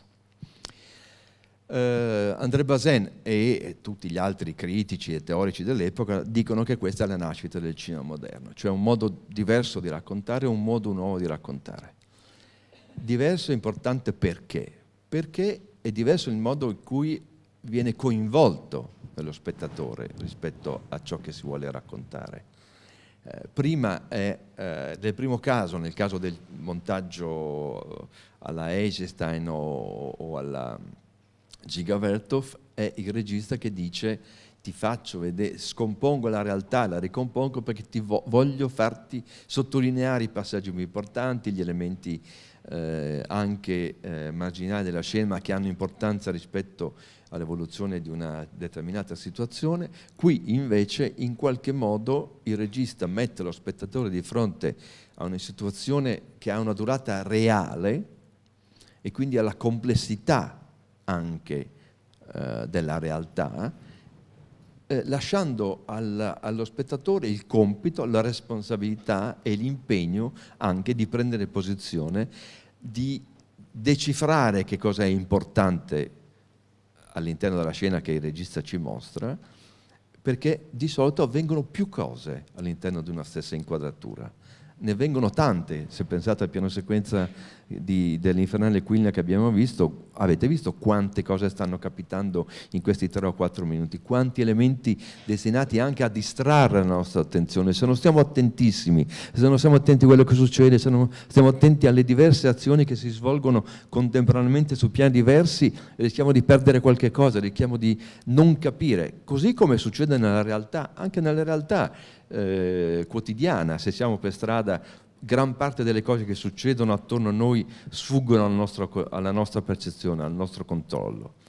Però qui siamo in un film, quindi abbiamo una responsabilità maggiore. Possiamo anche non accorgerci mentre andiamo per strada che uno ha rischiato con la bicicletta di andare a sbattere contro un palo, non cambia niente rispetto alla nostra esperienza. Ma se noi perdiamo qualche elemento tra i tanti che Orson Welles volutamente ha messo dentro a quella scena, che sia la sequenza all'interno della capanna innevata, che sia la sequenza iniziale dell'Infernale Quinlan, se ci perdiamo qualche cosa, perdiamo qualcosa di essenziale. Quindi dobbiamo fare un lavoro come spettatori, dobbiamo stare attenti, dobbiamo cercare di cogliere tutto quello che c'è, perché la complessità della realtà che ci viene mostrata, che chiama in causa la nostra esperienza. Allora, quello che sottolineano, che hanno cominciato a sottolineare i teorici dell'epoca e continuano a farlo anche oggi, è che è il nostro ruolo di spettatori che viene messo in causa. È la nostra responsabilità di osservatori che viene messa in causa. Abbiamo un ruolo attivo, non siamo più spettatori passivi che siamo bombardati da informazioni e tenuti per mano da un regista che ci dice, che ci conduce là dove vuole condurci. Il regista nel caso di Orson Welles, come di tutti coloro che usano il piano sequenza, e a partire da un certo momento in poi il piano sequenza diventa l'elemento determinante del linguaggio del cinema moderno, del cinema contemporaneo, non è più il regista che ci porta per mano. Il regista costruisce, ricostruisce, nella maggior parte dei casi ricostruisce un frammento di realtà con tutta la sua complessità, no? Con la maggior complessità possibile, e dicendoci: guardate, adesso però sta a voi spettatori prestare attenzione, capire, decifrare, interpretare quello che sta avvenendo. Non sono io a dirvi fate attenzione a questo particolare perché è importante, dovete coglierlo voi in quanto spettatori, ed è una responsabilità interpretativa prima di tutto, altrimenti si rischia di perdere l'essenziale di una situazione, di una scena, di una sequenza e poi magari di un film. È una responsabilità morale perché viene messa in causa la nostra capacità di nel momento in cui percepiamo che qualcosa sta capitando in quella scena, attribuire a quella cosa un determinato valore, che non è solo un valore narrativo, implica magari un giudizio morale, implica magari un giudizio estetico, implica magari un giudizio politico, e questa responsabilità è esattamente quella che un regista nel cinema moderno affida allo spettatore. Allora, non so quanti di voi hanno visto Roma, no? Che è il film che ha vinto che ha vinto l'Oscar per il miglior film straniero e che avrebbe dovuto vincere l'Oscar come miglior film dell'anno, perché in assoluto nessun film dell'anno precedente è all'altezza della complessità e della bellezza di Roma. Comunque, a parte queste cose qua, Ecco, anche quello è un film, chi l'ha visto sa che cosa voglio dire, è un film girato con una complessità, è un film girato in CinemaScope, con un'immagine enorme, all'interno di ogni singola inquadratura, di ogni singola, tutto fatto di piani sequenza, quasi tutti i piani sequenza, all'interno dei quali avvengono un sacco di cose contemporaneamente. Ci sono i bambini, c'è la madre, c'è la governante, c'è la serva, c'è il cane, tutti fanno qualche cosa, tutti nello stesso tempo, così come avviene nelle case di chiunque, nelle grandi famiglie, eccetera. Allora, a casa nostra possiamo anche disinteressarci di cosa fa nostra nonna o di cosa fa la serva mentre pulisce una stanza, eccetera. Al cinema no. Non possiamo disinteressarci di quello che ciascuno dei personaggi sta facendo in quel momento, nello stesso momento all'interno di quell'inquadratura, con una profondità di campo assoluta. Abbiamo una responsabilità come spettatori di capire, di interpretare, di stare attenti, di decifrare quello che Cuarón ci fa vedere, perché soltanto se stiamo attenti, soltanto se facciamo questo lavoro di interpretazione riusciamo a capire che senso ha Roma. Quelli che dicono che Roma è un brutto film, è un film noioso, perché non hanno fatto questo lavoro. Non hanno fatto questo lavoro, sono rimasti in superficie, hanno visto tante cose senza capire il senso di quello che Cuarón ci stava raccontando, che riusciamo a percepire soltanto se facciamo questo lavoro di spettatori. Ecco perché il cinema moderno è diverso dal cinema, in qualche misura dal cinema classico. Certo che il cinema classico ci fa delle domande, ci pone delle questioni, ci chiede di assumere degli atteggiamenti e di giudicare i personaggi e la storia che ci viene raccontata.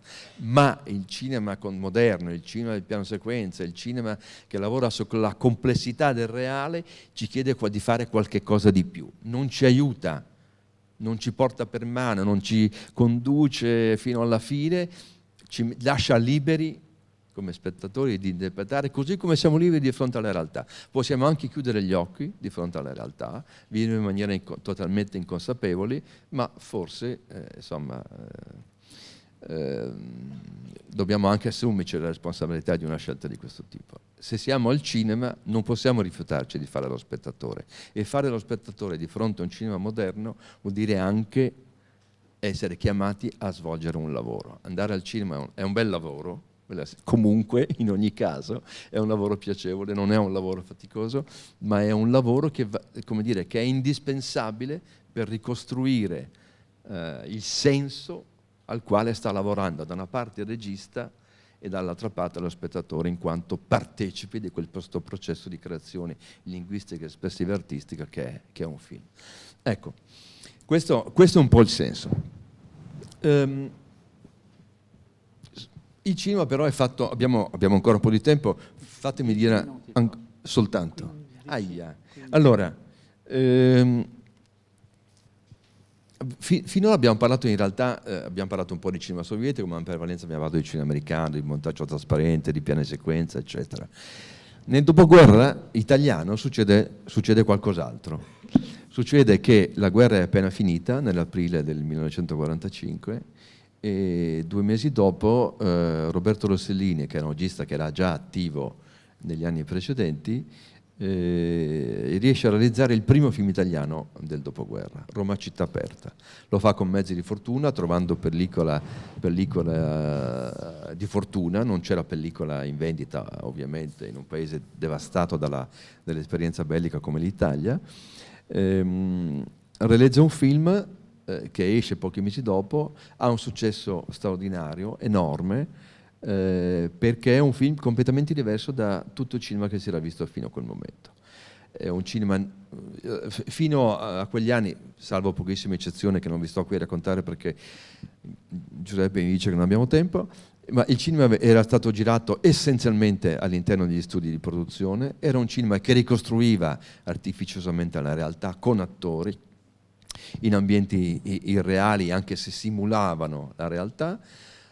Tutta Roma città aperta viene girata in esterni. Gli studi di Cinecittà creati nel 1936 del regime fascista erano occupati dalle truppe americane, erano magazzini, depositi, eccetera, non potevano essere utilizzati, quindi tutta la storia di Roma città aperta viene raccontata in ambienti reali, in esterni, utilizzando alcuni grandissimi attori, Anna Magnani, Fabrizi, eccetera, anche attori e comparse prese dalla strada, ed è un modo nuovo di fare cinema, che si chiamerà neorealismo.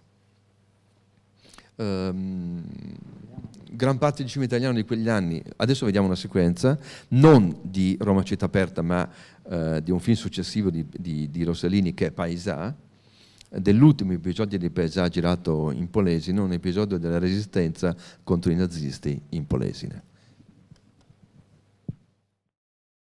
Combattono una battaglia che i bollettini non registrano, ma forse più dura, più difficile, più disperata.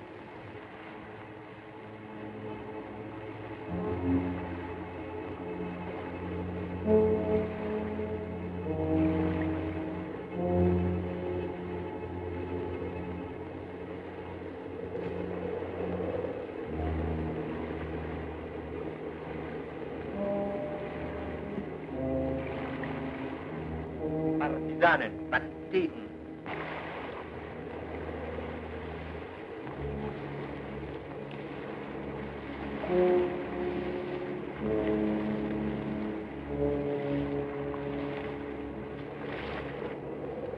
Altro partigiano morto. Giova già pare? You want to be careful of that German tower down there, Tedeschi. Non mi interessa, io vado lo stesso. All right, I'll go over on the beach and explode that mine to attract their attention. Vasco, guarda di far bene, eh? Okay.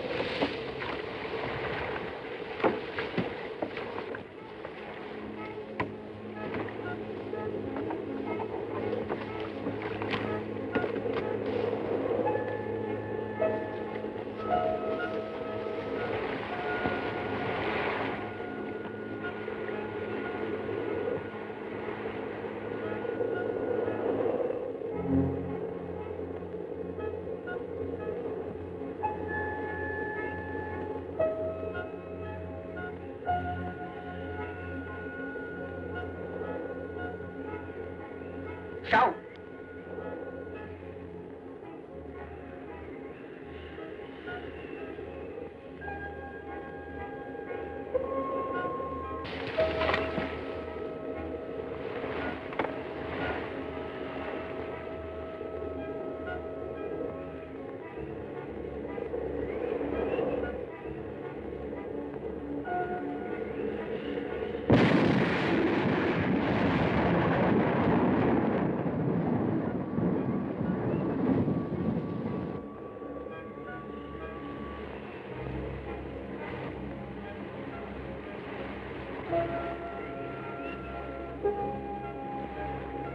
Ciao, fire!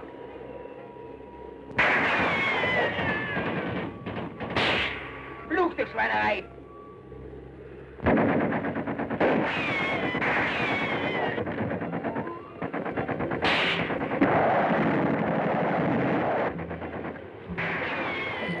Ecco, qui nasce un nuovo tipo, un nuovo modo di fare cinema.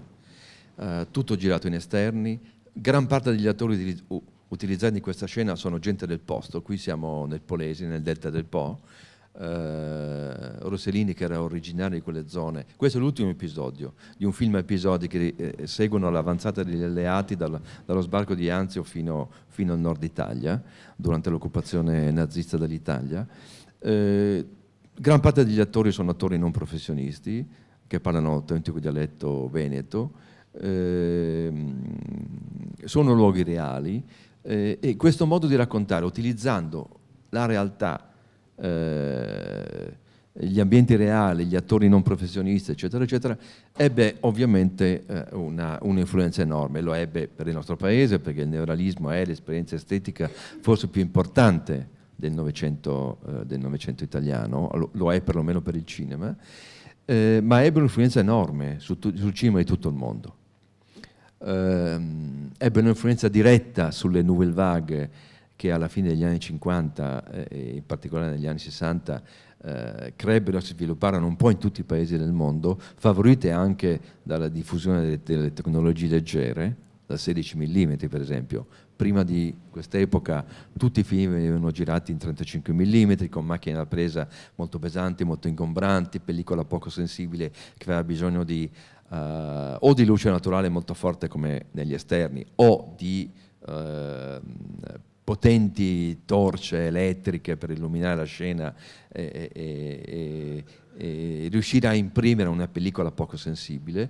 Lo sviluppo della tecnologia, della tecnica cinematografica fa sì che alla fine degli anni 50 si diffondano mezzi leggeri, macchine da presa molto piccole che utilizzavano il 16 mm anziché il 35 mm, cioè una pellicola di formato ridotto rispetto al 35 mm, molto più sensibili, che avevano bisogno di poca illuminazione per impressionare la pellicola stessa, e quindi una libertà di azione che consentiva ai registi di girare scene in esterni con troupe ridottissime, anziché le centinaia di tecnici necessari per girare un film in 35 mm all'interno di uno studio di produzione, pochissimi tecnici, pochissimi mezzi, macchine da presa montate sulle automobili per girare sequenze all'interno delle città e così via. Insomma, una libertà, una riduzione dei costi che è all'origine della diffusione delle Nouvelle Vague in tutti i paesi. La Nouvelle Vague forse più famosa, quella che ebbe maggiore influenza da tutte, è la Nouvelle Vague francese, Godard, Truffaut, Romer, Rivette, nomi che forse avete sentito citare, che non soltanto rivoluzionano il modo di raccontare, perché intanto raccontano storie in prima persona, parlano di se stessi, parlano delle esperienze personali, parlano del quotidiano, del vissuto, non raccontano più storie prese da romanzi o inventate o lontani dall'esperienza quotidiana, ma raccontano ciò che conoscono, mettono in scena i loro gusti, le loro esperienze sentimentali, le loro esperienze affettive, eccetera, eccetera. E tutto questo avviene un po' in tutti i paesi del mondo. Avviene in Cecoslovacchia, avviene in Polonia, avviene in Inghilterra, hanno nomi diversi, si chiamano Free Cinema in Inghilterra, Nueva Volna in Polonia, ma avviene anche in Giappone c'è una Nouvelle Vague giapponese. Insomma, tutte queste Nouvelle Vague in qualche modo influenzate dal neorealismo italiano. Magari non fanno esattamente la stessa cosa, non hanno la stessa ansia che aveva il neorealismo italiano di, come dire, di lavorare con elementi assolutamente reali.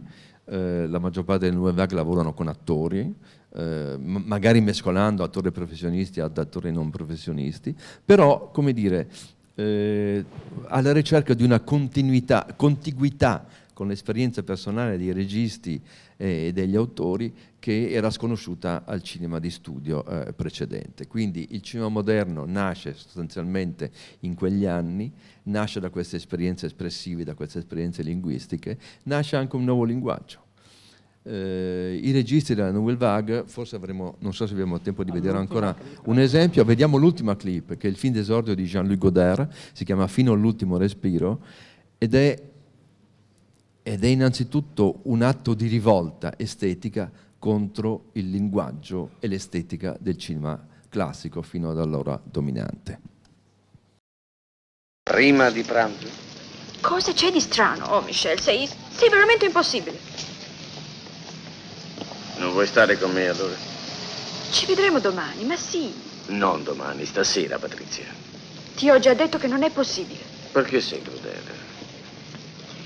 Dove lo trovo un taxi? Va bene, la mia macchina è all'opera. Vuoi che ti dia uno strappo? Ok. E la Ford? Non l'hai più? È in garage. Patrizia, dai, resta con me. E poi ho un mal di testa. Non faremo niente di speciale, ma vorrei restare accanto a te. No, non è possibile, Michel.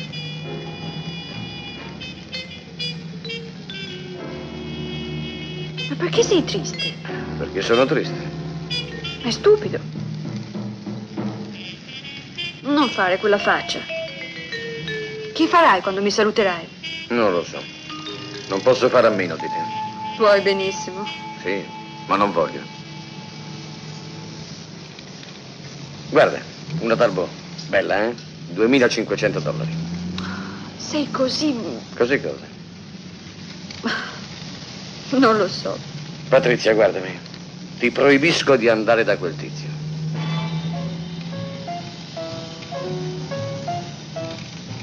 Ahimè, ahimè, ahimè.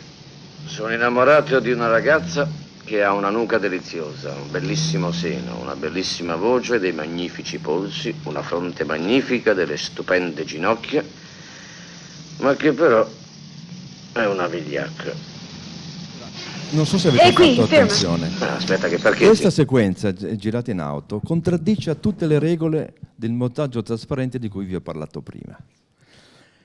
Non è girata con un campo e controcampo, cioè inquadrando prima Jean-Paul Belmondo che parla guardando verso sinistra e poi inquadrando Jean Sieber che parla con Jean-Paul Belmondo guardando verso destra e viceversa.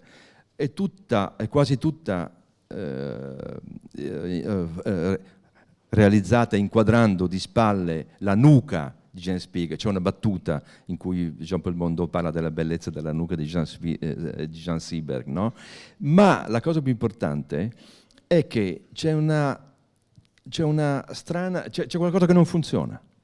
Perché se fate attenzione, se seguite i dialoghi, c'è una continuità nel dialogo, una continuità assoluta che avviene in tempo reale.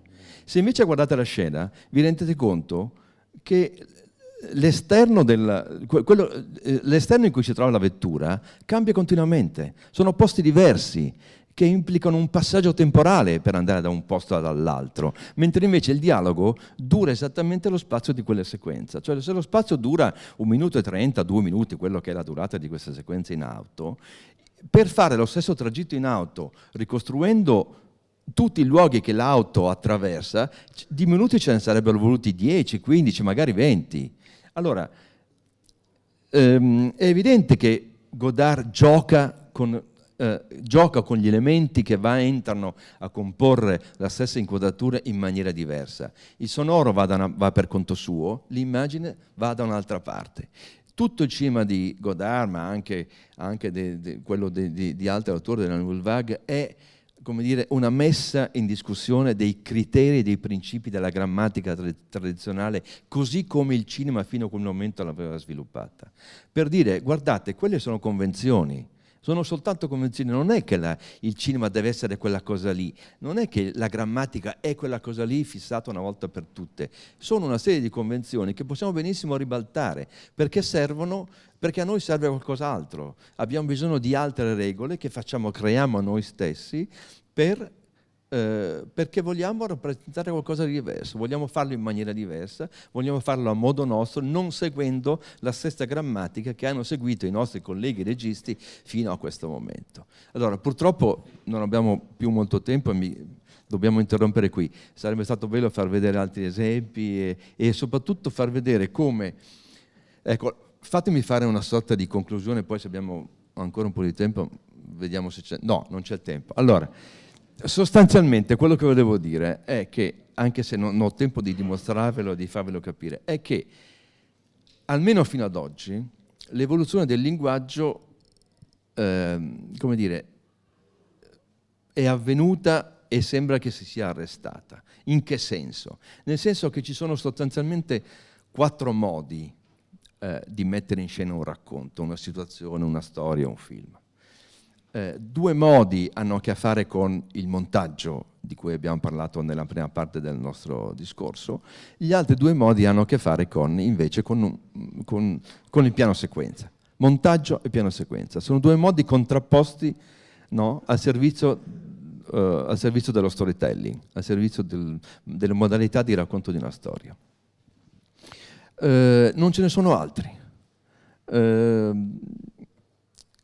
Nel montaggio posso usare le convenzioni e le regole del montaggio trasparente tipico del cinema americano classico, o posso usare invece le modalità espressive, esagerate, eccessive del montaggio alla Eisenstein o alla Giga Vertov, però quello è il montaggio. È una modalità narrativa che utilizza gli strumenti retorici ed espressivi messi a disposizione dal montaggio. Oppure posso usare il piano sequenza, tecnica narrativa completamente diversa, inventata dal cinema moderno, e anche lì posso fare cose diverse. Posso usare dei piani sequenza elaboratissimi come il piano sequenza iniziale dell'Infernale Quillan, oppure posso avere un piano sequenza con la macchina da presa fissa, immobile, su una scena che cambia davanti alla macchina da presa. Gran parte del cinema moderno più radicale, più estremo, quello di, non so, di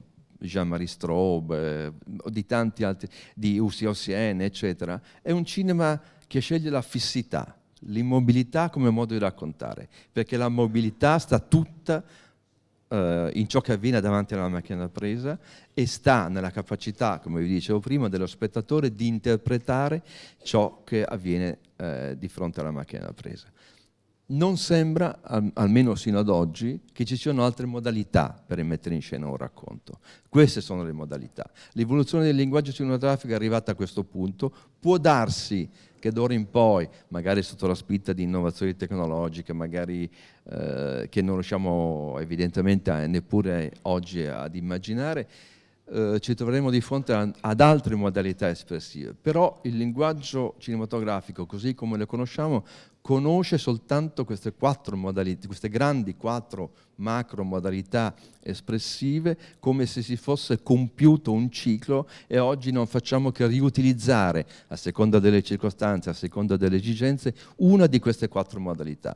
Martin Scorsese è un tipico esempio di un regista che utilizza indifferentemente una di queste quattro modalità espressive a seconda delle esigenze del film o della scena o della sequenza che sta realizzando, e così fanno la maggior parte dei grandi registi contemporanei. Non c'è un modo migliore, non c'è un modo peggiore, non c'è un modo più giusto, non c'è un modo più sbagliato. Ci sono quattro grandi modalità espressive a disposizione dei registi, e questo è il linguaggio cinematografico come si è evoluto nei primi 120 anni della sua storia.